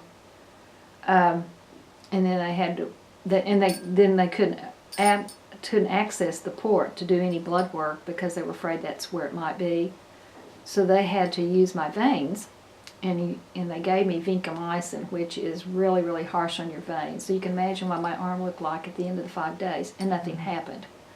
So I went home, recovered, and they don't want you to come in for the stem cell transplant. They give you a book, and this and this happens, but it's very antiquated. Somebody needs to go through and completely redo it, because one thing they tell you is your carpets, if you've got carpeting, you've got to shampoo all your carpets. You cannot have any living plants in the house. Everything has to be dust-free. I mean, they tell you all that. You're already so stressed anyway, knowing what you're going to go through. And then they give you that information. And, it was something I left out. No, excuse me. I left out the collection. I'm sorry. I need to go back. Before I did the test, before the last thing with the test, then they've got to collect your stem cells. And they do that at the OBI, which is that building that's right there close to OU Medical Center. They've enlarged it. It's twice as large as it used to be, and it's really nice. And they have 2 machines, and the nurses know what all that means. Because it's actually blood going in and coming out, going in and coming out, and it's harvesting your good cells, your good stem cells. And you have to do that first. I did that right after I got this port, and that's what they access to do the stem cell collection also. And it's a 6-hour, one time it's 6 hours. So, you know. And you're awake while this is going on? Oh yeah, you're watching the machine doing all this, and the nurses are so nice, and of course I would have to get up and go to the bathroom. And the man who was also in there, he was a Vietnam vet, and I think it was Orange, from the Orange, what do you call it? Orange, Agent Orange. I don't know, you know, I don't know what his wife was with him. I don't know what, but I just, you know, I'm thinking that's probably, because he talked about being a Vietnam vet, and that just makes me think of that. And so they set it up to start on Monday. Well, when I went in Monday, my blood count, my white count was not high enough. Okay, there's a shot they give you, and it has to be given at a certain time of the day for it to completely, I mean, it just knocks your white cells off the roof. It makes them go up really fast, but then they come down really fast. So it's very time driven. And I had to go to the OU Medical Center to get it. And I couldn't go until after 3 o'clock, and I was to go to where they do have the chemo lab at that time, which their waiting room was not any bigger than this kind of circumference right here, with a desk, medical filing cabinet. I mean, maybe 4 people could sit there. I mean, it was so small. And anyway, I couldn't go until after 3 o'clock because, again, the timing of it boosting up my white count before the next morning. And I had no clue, and they don't say anything about how many we were able to harvest today. So I went that first day, and I went in there, and there was just a nurse who was taking the place of the regular receptionist, and all she knew was she was to leave at 3 o'clock. And all these people in here, and I think I gave them my name, and there was another lady I felt so sorry for. She was already on oxygen, and she was really in bad shape. Her daughter was with her. I sat there, and nobody came out from where they were actually doing the chemo lab. Nobody came out and said anything until late. We sat there, and the lady and the nurse left. When her shift was over, she left. It's like, okay, what do we do? Well, this smart alecky little nurse came to the door with her hands on her hip, and she said, "Y'all are still here? We're closing at 5 o'clock. It's like, 5 o'clock? What do you mean 5 o'clock? I've been here since, and this other lady too, we've been sitting probably for 2 hours, close to it. I was so mad, and I was in tears. I rushed back down to Bill. He was watching TV in a place where he could watch TV. Rushed back to Bill and went, and what she had not told me, what this nurse had not told me, is that anytime you walk out of the hospital, you have to re-register. So I couldn't go up to the chemo lab, get my shot, and walk out. I had to be re-registered, which makes sense, insurance, Medicare if you're on Medicare. But at that, I wasn't thinking about that. Somebody needed to tell me. She didn't tell me. And she had sent me a letter, and it was not in the letter. I think that was, as they say, the straw that broke the camel's back. So I rushed down there, and they felt really sorry for me. And they whizzed me through that process and got me back up there. And then the other nurse, there were several nurses up there, of course, in the chemo lab. She said, "Oh, that's fine. We'll be here a long time. Don't worry about it." But that young, smart-looking nurse just, anyway. So then I knew what I had to do from then on, that I had to go re-register. That wasn't a problem, just to know it. So that happened to me. And then, okay, so my blood count was not high enough to do it Monday, so they started on Tuesday. They did it all the way through Friday, 4 days of being in there for 6 hours a day, because they were trying to get as many stem cells as possible. Because he had told me, he said, "Karen, we hope to get 5 million. That way, if it doesn't work, we can come back and do it again." Okay, sounds good to me.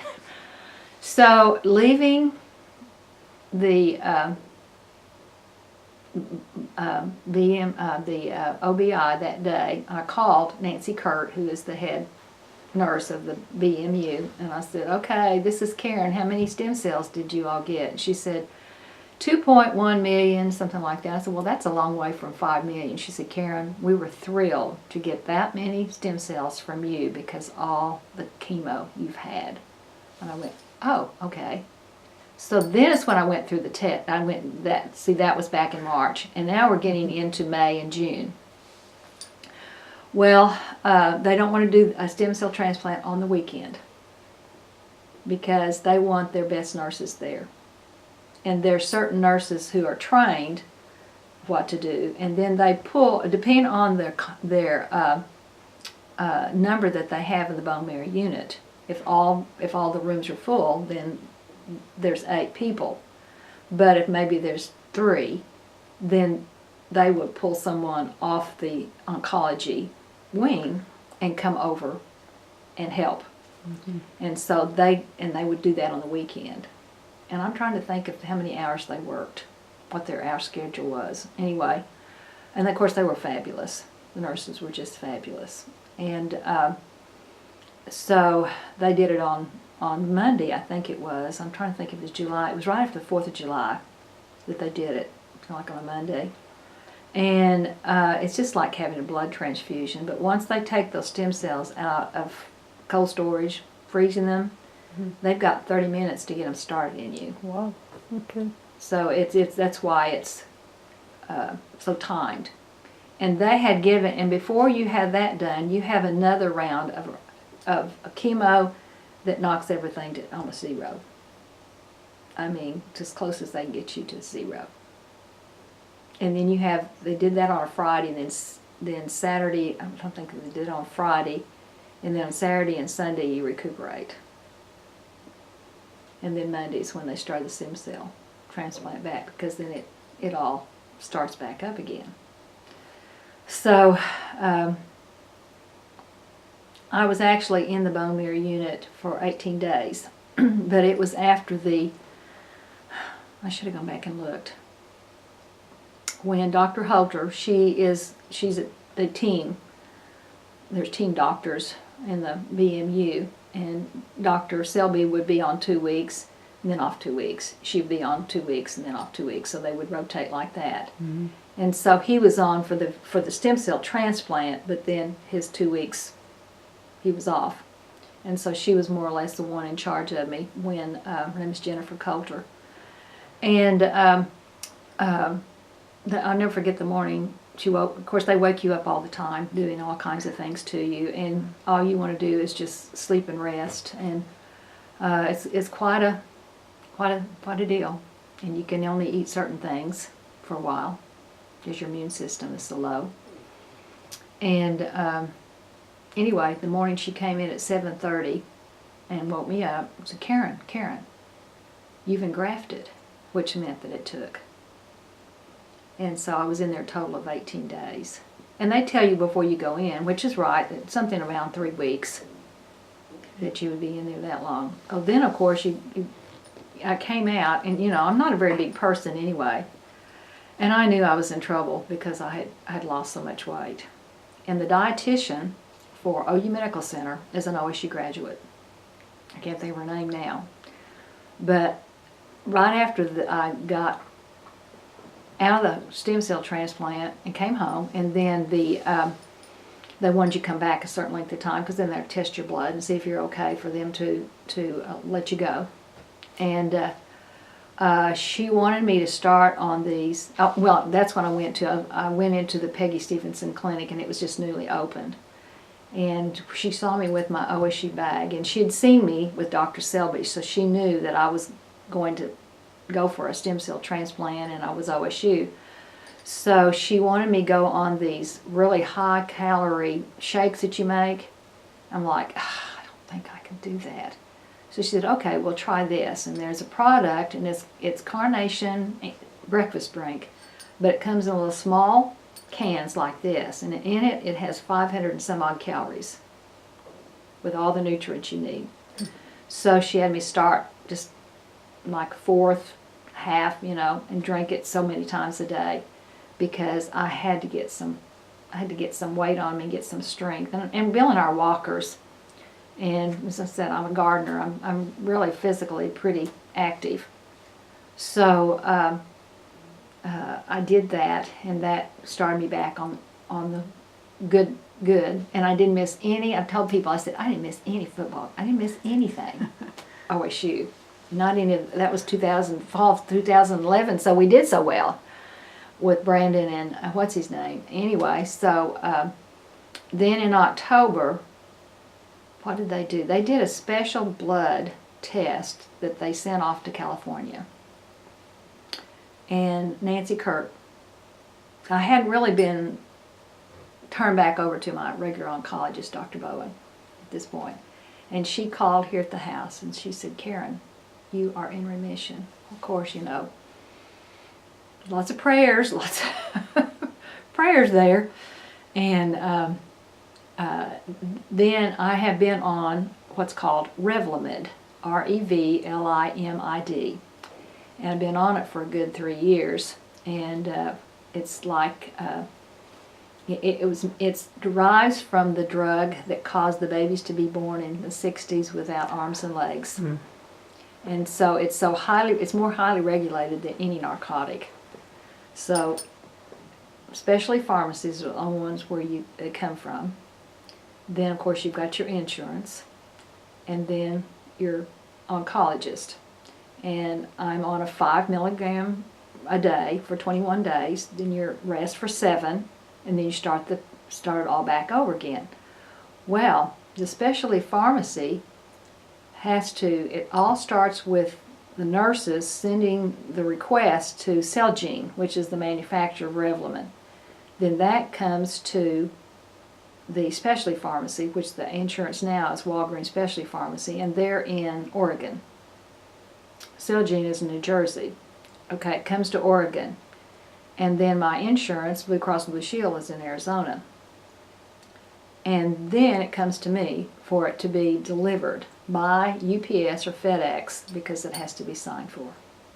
And you have to do that, and you have 4 days because they overnight it. You can't receive it on Monday. So you've got 4 days to get it in, unless you get it the next Tuesday, the day you start over again. So it's, I don't know how people do it who are not A personalities like I am, because you have to be so in control and know your you've got to have it. And you've got to have the people out there. My doctor's nurses are wonderful. He has 2 nurses, Tori and Lisa, and Lisa's been with him for over 20 years, probably 25 years anyway now. And they're the ones who orchestrate all this, of course. The nurses are the ones who do that. And but it is my maintenance drug, and he's changed now where I just do an annual bone marrow test.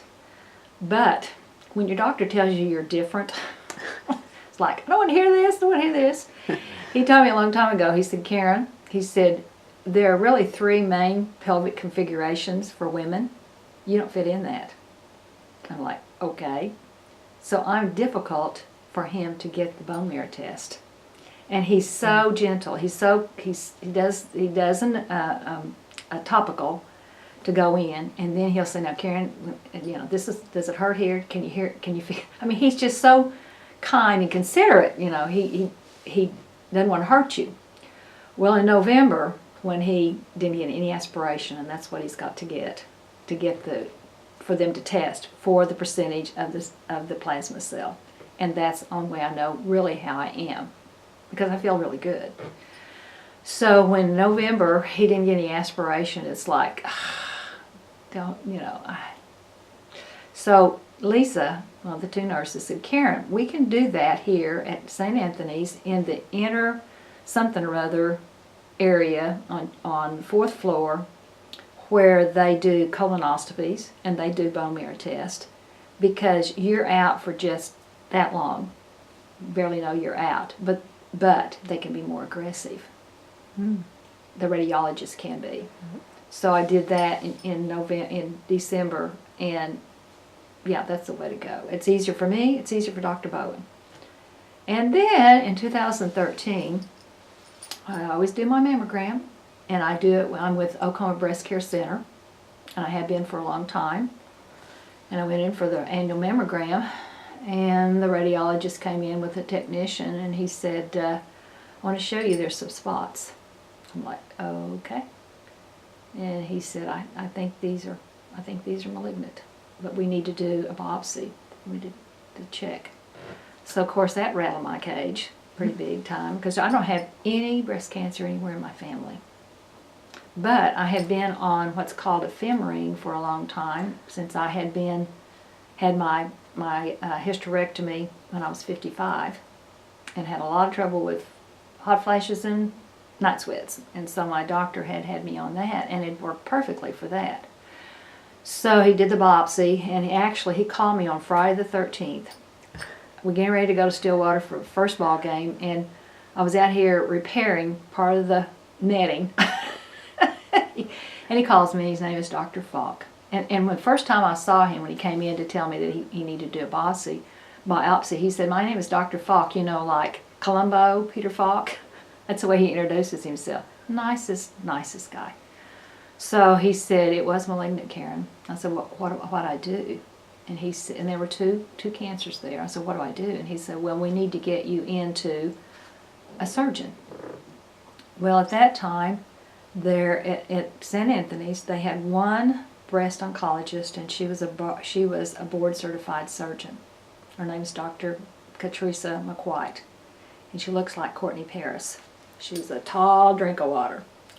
So I went to her, and I went to Dr. Bowen. I went back to my oncologist, and he said, Karen, as small as you are, he said, I think if you have a mastectomy, you won't have to have any other treatment.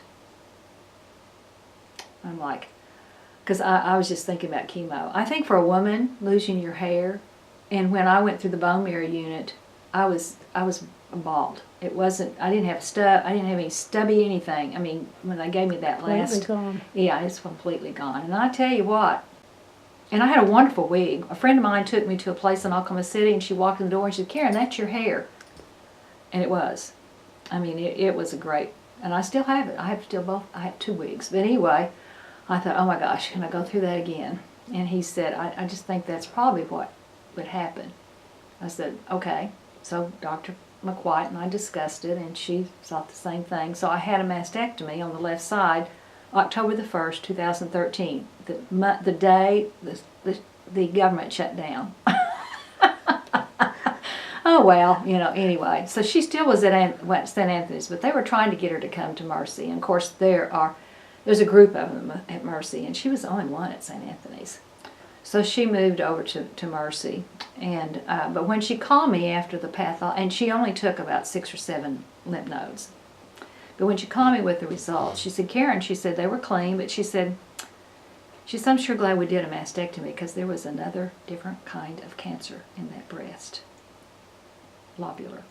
Mine was the in situ, and then the other one. The in situ is it's just sitting there, but the other one could be more aggressive. They're the same kind, more or less, but the lobular is something different. It's a different tissue. Well, of course, you know, I'm like, oh my gosh, you know, what? Well, backstory here is the port that was put in over here had metal in it. You cannot have an MRI if you have any metal. Yeah. And when this port was put in me in 2010, it was done at St. Anthony's, and it's the surgeon, general surgeon, that does a lot of the surgery. But I was a cancer patient then. I should have never had a port put in me with all the different points that are out there that had metal in it. So it's like, oh my gosh, what do I do? What do I do? Because I couldn't have an MRI, and that's really the definitive thing they want is an MRI. So in the meantime, I had gone back to Dr. Bowen. This is after the mastectomy. I was doing fine, I thought. I went back to him. He says, "Yeah, I think you can go back on the Revlimid. Now your surgical place is mending." So I went back on the Revlimid. I started getting really ferociously red in this area, and it just kept growing. I went back to Dr. McWhite, and she had to go to New Jersey to some continuing education, and she was gone. And when her nurse saw me, she said, "I'm calling the doctor on call to come and look at you, Karen." So when he came in, of course he didn't know me, you know. So he said, he gave me, it's a real broad antibiotic for lots of different things. I'm trying to think what it's called. It's called something. So I took that and didn't do anything, kept growing. And I ended up, I'm trying to think, well, I called Lisa because I was still draining. I think I still had the drain tube in, so, you know, still had that. And I called Lisa, and she said, "Karen, Dr. Bowen wants to see you today." Well, I was in my pajamas, and Bill was off playing golf somewhere. I said, "I can't get there today, but I'll be there tomorrow." So as soon as he saw me, he said, "We're starting you on a unit of vancomycin today, and I want 11 consecutive infusions." I'm like, okay. Well, we had a football game that weekend. And the other nurse, Tori, knew somebody at Stillwater Medical Center and set it up for me to come in and get that infusion in the ER for Saturday and Sunday. So I didn't miss any ball games. But anyway, wow. And she never did think it was cellulitis, but Dr. Bowen said, "Karen, it was cellulitis." And I said, it was because I went back on the Revlimid, because looking at every month, of course, when they give you all the side effects, and one of them is a rash, skin rash. And it was topical. Never did really itch, but oh, I looked awful. So when it was all over, I looked like a withered prune. And she said, "No, Karen, you look like a tufted pillow." But she said, I can fix that and make you a straight line, you know, get it all even, but didn't look all puffy. area, and she said, then I can take out the port. And I'm kind of like, a little nervous, because if I hadn't have had that port in the vancomycin, they would strip my veins again. You know, it would have been, so I was a little hesitant. She's, Karen, if we have to do anything else, we'll do a PICC line. We'll put a PICC line in. I said, okay. She said it'd take me 10 minutes to take out the port when I'm repairing you. So that's what we did. So I had an MRI last spring, and it was okay. And Dr. Falk has ordered one every year for 10 years. 10. I think it's because of the other cancer in the breast. And so I follow him wherever he is. He's going to read my record, you know, read my report. And he did not know about stem cell transplant until last year, when he came to the door after the mammogram, and I told him, I said, you don't know this about me, that I've had a stem cell transplant. I've been diagnosed with multiple myeloma, and I'm on drug maintenance, hopefully, for a long time. So this year when I went in, and I went to the South Clinic, because that's where he was that day, because they go back and forth with the North Clinic that's there by Mercy. I don't know whether you're familiar with the Oklahoma Breast Care Center. A little bit. And anyway, he said, she came back in, and she was the same technician who took care of me last year. She remembered me. And so she came in, and she said, well, get dressed. Dr. Falk wants to see you in his office. Well, you know, I was like, oh, I don't know. I was a little scared. But he came out from behind his desk, and he hugged me. And he said, I wanted you to see your pictures. So he had both of the mammograms up on the wall, and they took up almost the whole wall to show me. He said, now, last year when she did it, you hadn't had the port taken out too long, so she wasn't real aggressive with you. And this year, and there's a little white spot here, see that? And then over on this one, she could be more aggressive this year, so it's a lot more white.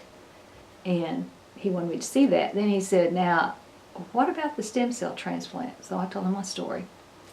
Well, I don't think he's probably ever had a patient you know, had both these things. And the technician, she's sitting there, was like,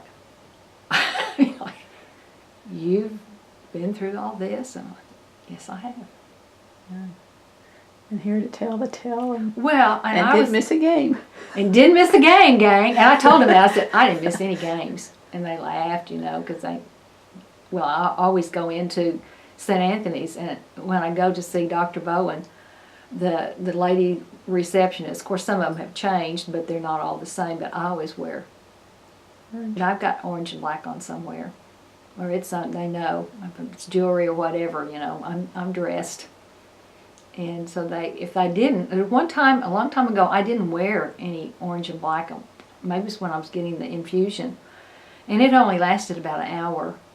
And so I was ready to go eat. I mean, I never was ill with it. The ladies that have breast cancer, it's really tough. But anyway, I said, where's your orange and black, Karen? So I thought, okay, that's what my wardrobe is anyway. I might as well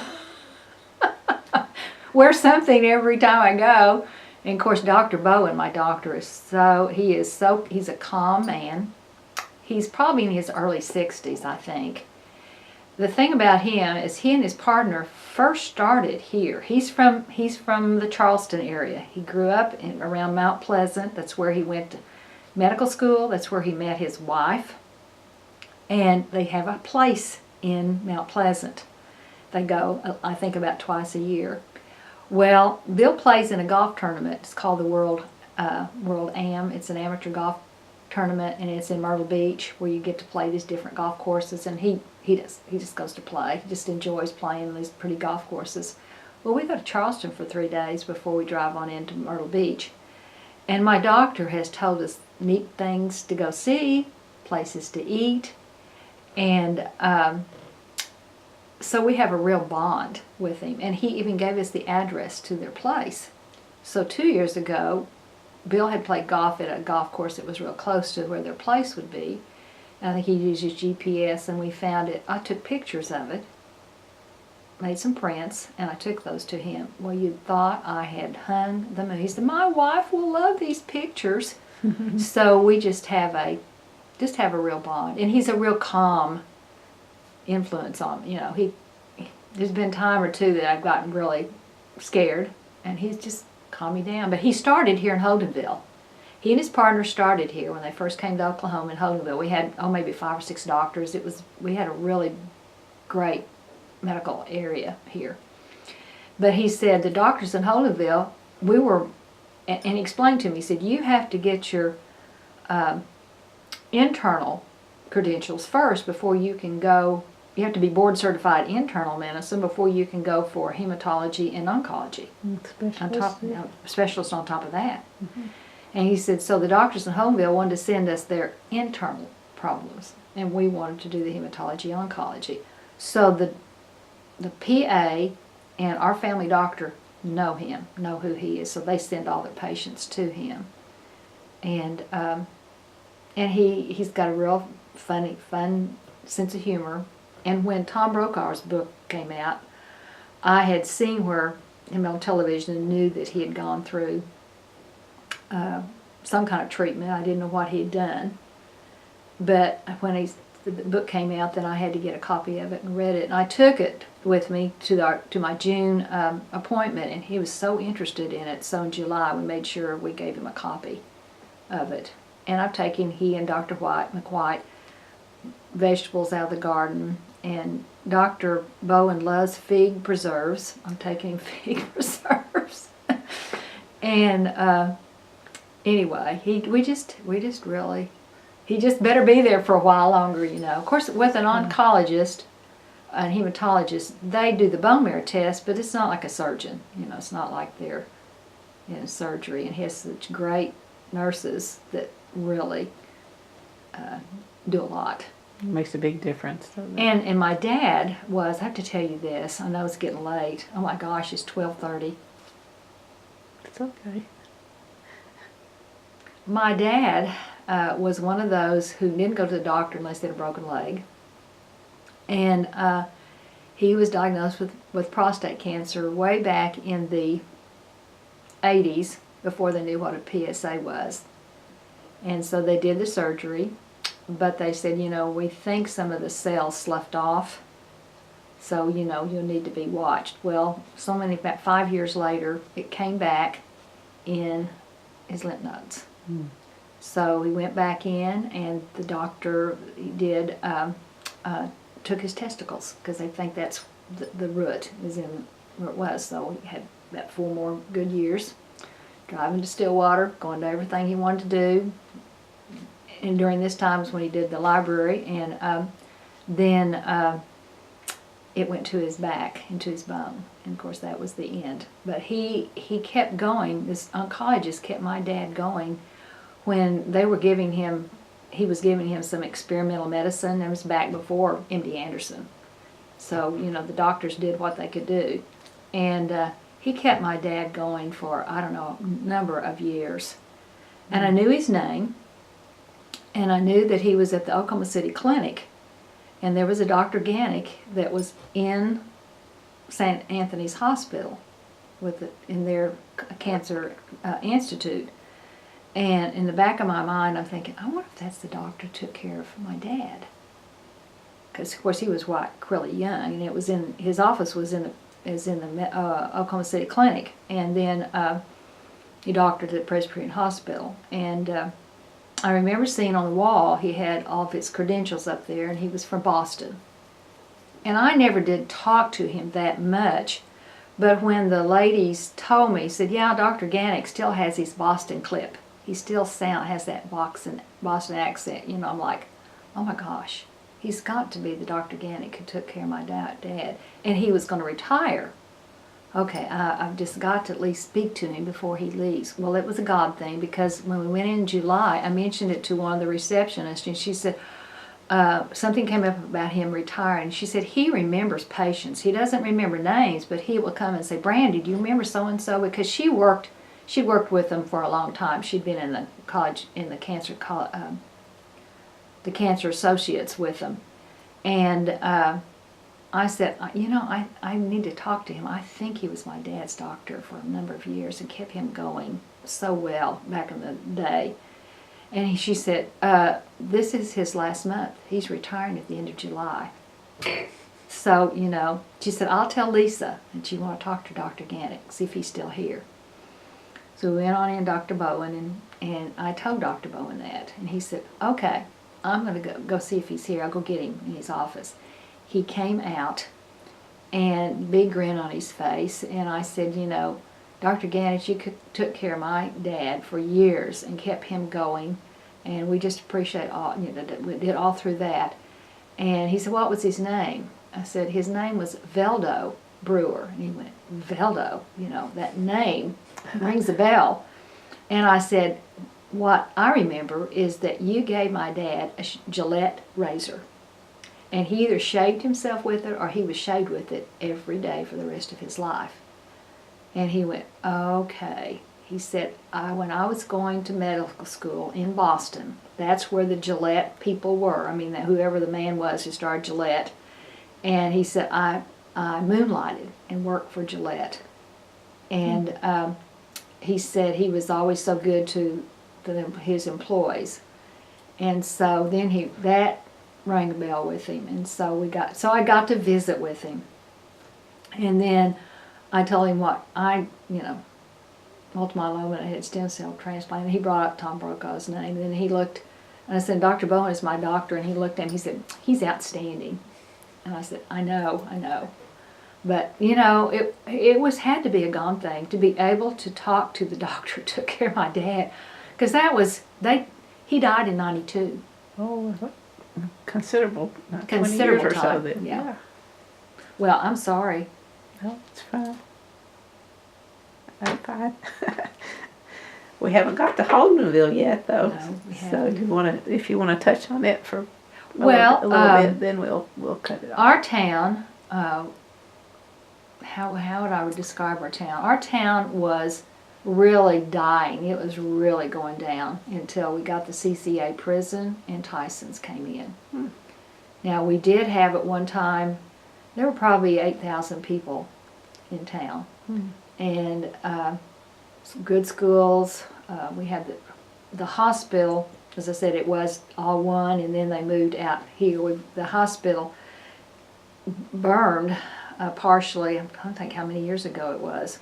And it was really kind of a good thing because it needed to be updated so badly. You know, it's just a small rural hospital. It's really what you call a critical care hospital, and we are connected to St. Anthony's, which all these smaller hospitals are now connected. That's the way it is with Obamacare.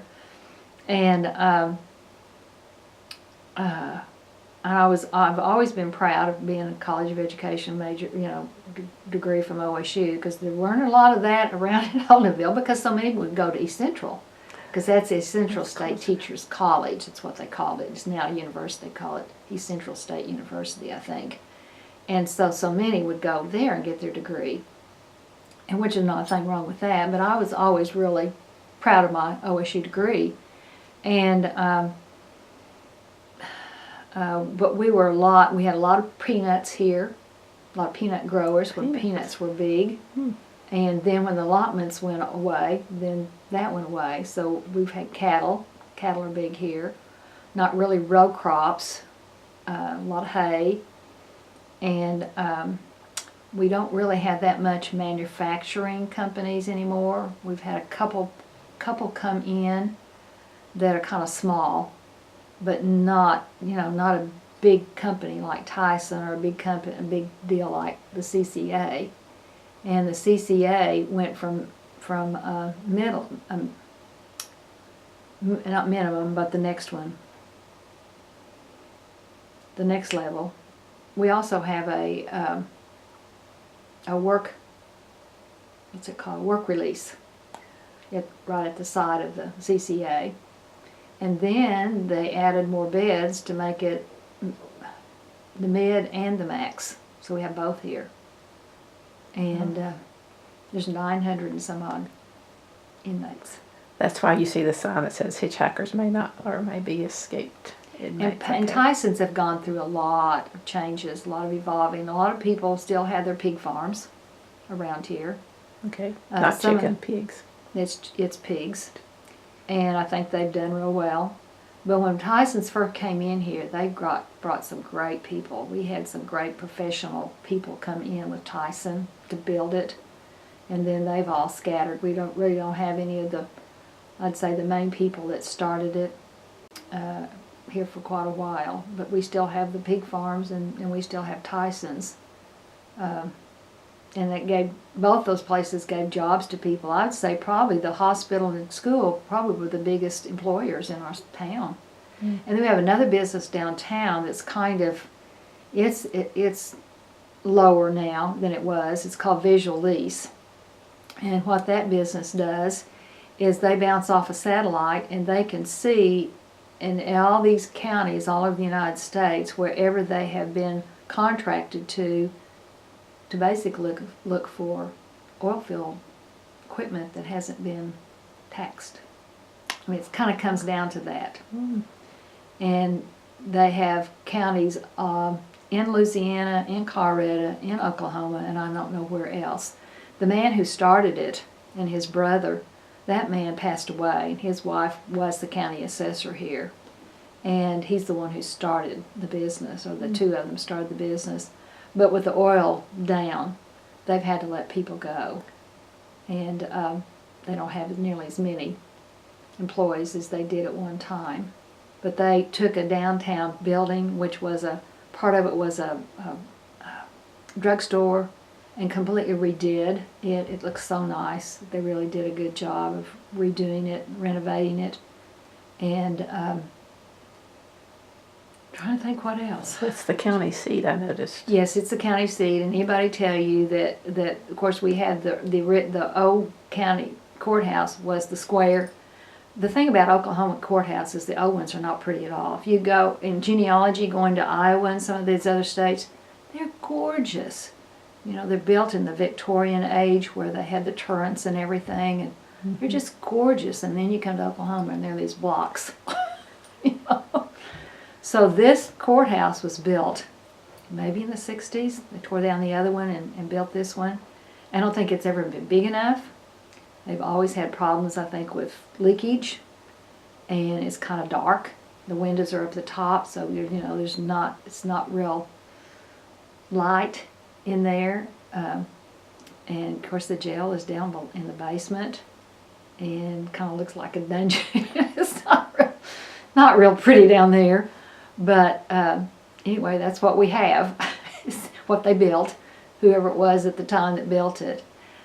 We have quite a few Baptist churches here, and one of the Baptist churches has built a new building that they've just added on. That'll be I'm sure an activity building, which is really nice.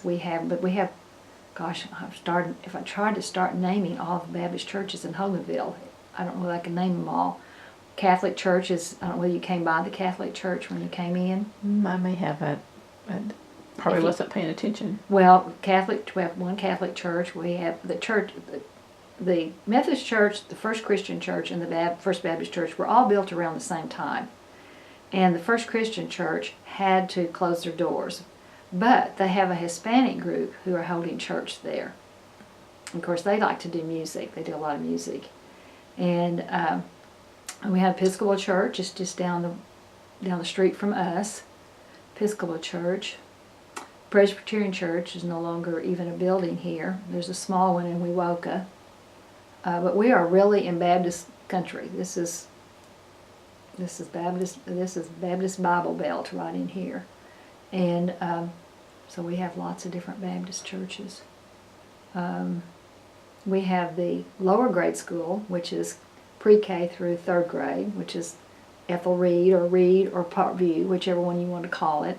And we have new safe rooms there, which that gave us 4 more classrooms. And then the next school is the Thomas School, which is right down the road. And it also has safe rooms, which gives them more classroom space. It's the newest of the buildings. And then the high school is really old.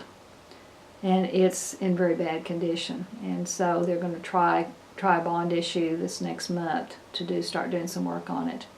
But I don't know whether it was built in the 20s, I think, wow. And it's quite elderly. It's right across from the public library. Then you would assume then that if it was built then that the WPA funds may have built the stadium. The I don't know. WPA built the stadium. Did you come that? Would you come that? No, way? I just okay. Built the stadium, swimming pool, Mm. and then down through the park there's a draw that they built that had the rock on it. But of course, most of it's gone now.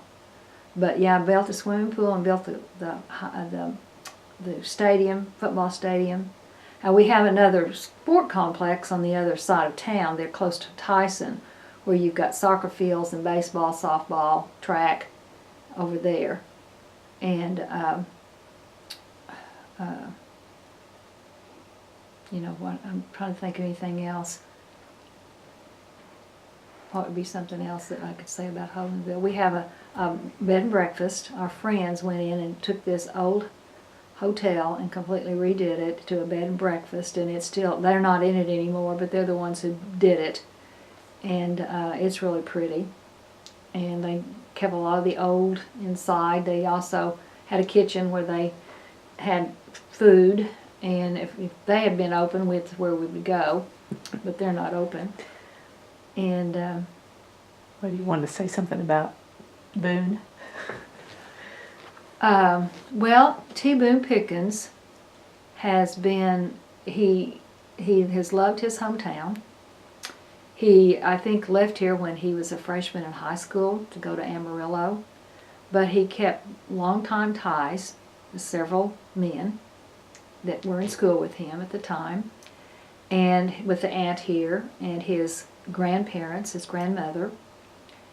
And anytime there was anything in a paper about T. Boone Pickens, it usually had from Holdenville. I mean, that was pretty well up front that he was from Holdenville.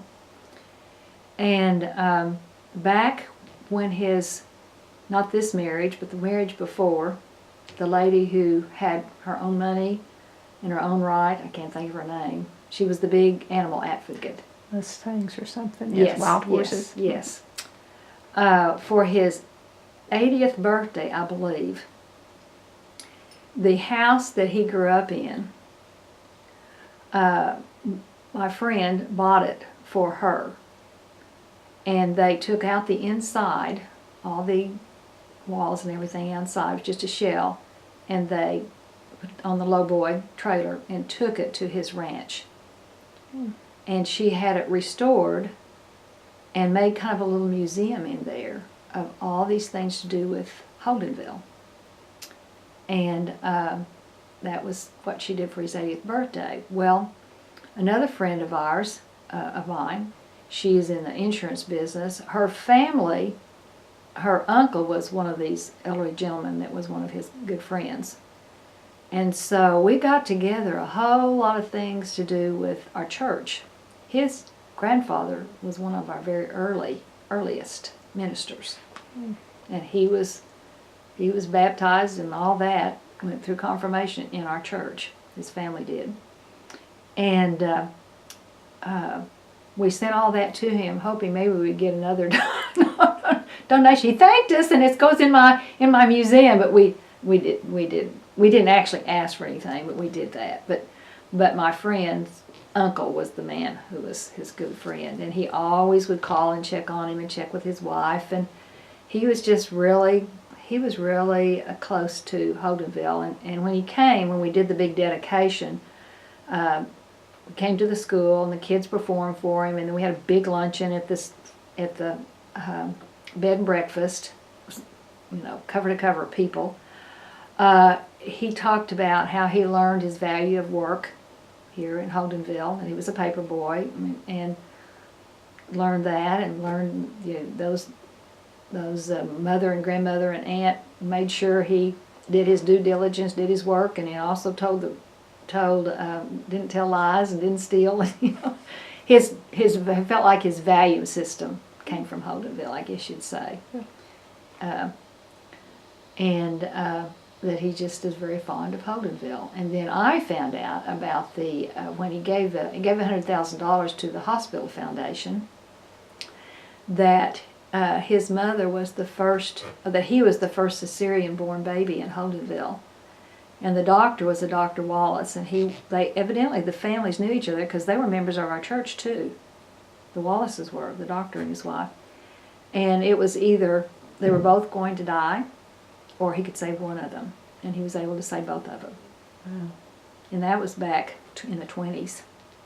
Because he's born, I mean, he's 80, is he 86? He just turned 86, I think. Somewhere in there, yes. Somewhere in there. And my dad, he knew my dad. I've been, well, right after I retired, no, it was before I retired, right after my folks died, Jerry Gill called me and he said, would you like to be a judge for homecoming? Well, yes, I'd love to be a judge for homecoming.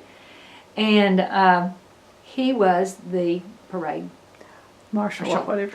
and he had his blonde wife with him. And I think then I said something about my dad. Of course, my dad had just died. And he said, oh, yeah, I remember Mr. Feldo, da-da-da-da-da-da.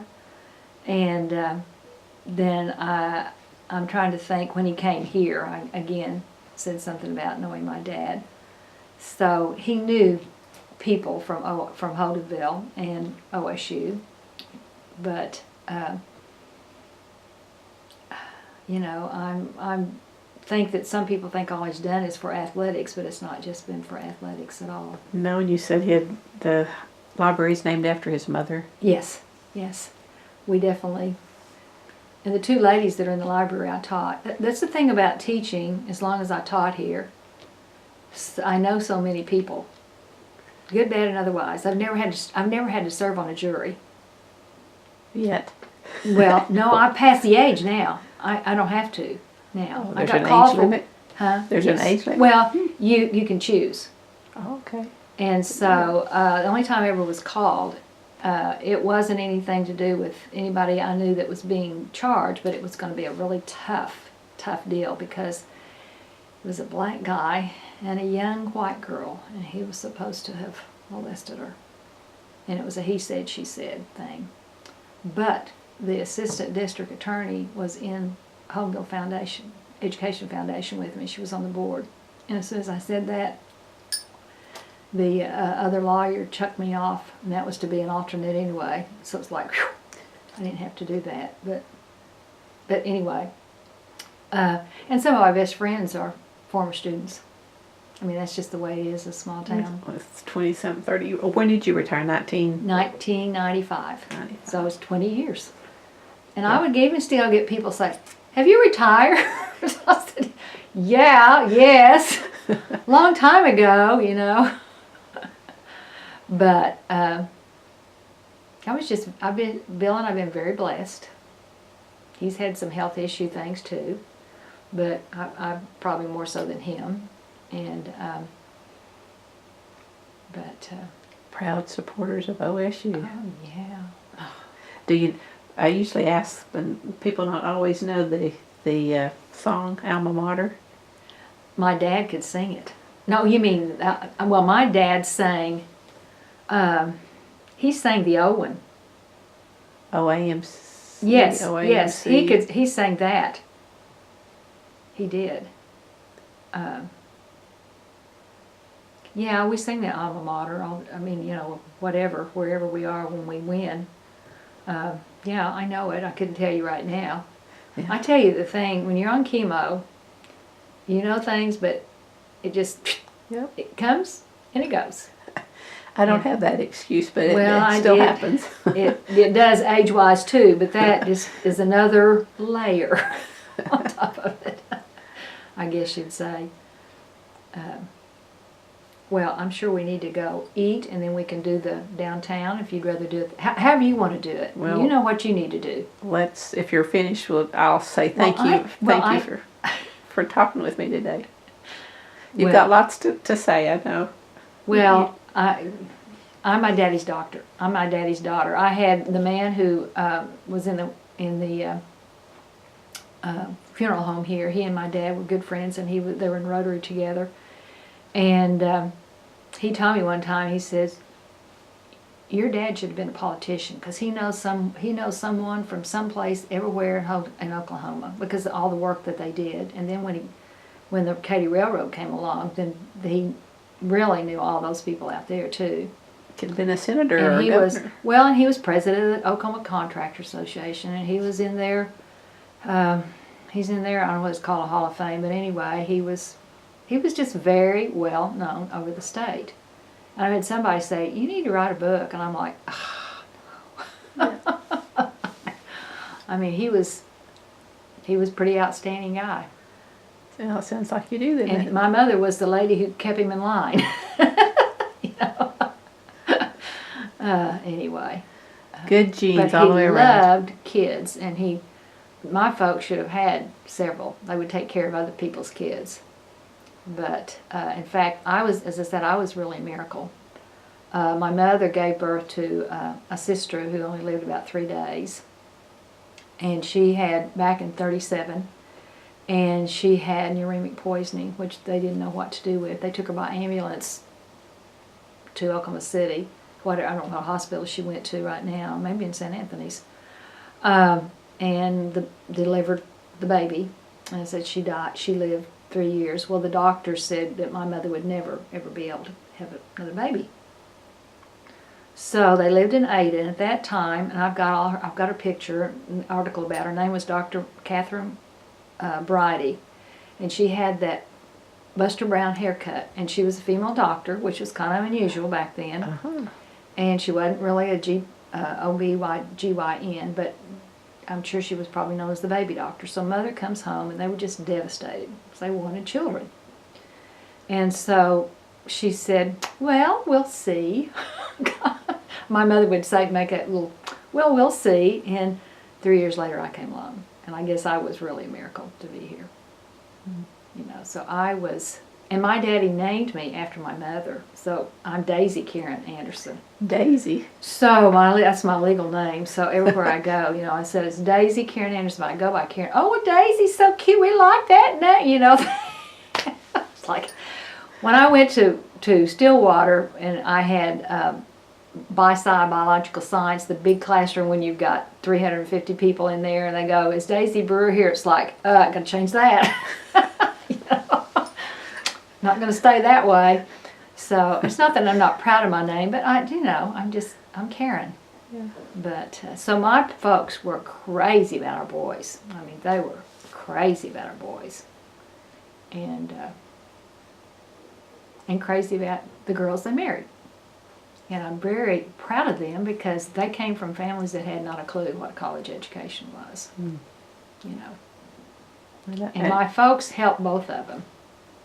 And OSU served them well, too. Yeah. Oh, so. Well, I know you probably need to go to the restroom. Let me say thank you for the tape. So thank you for talking with me. I'm so glad I could, Tanya.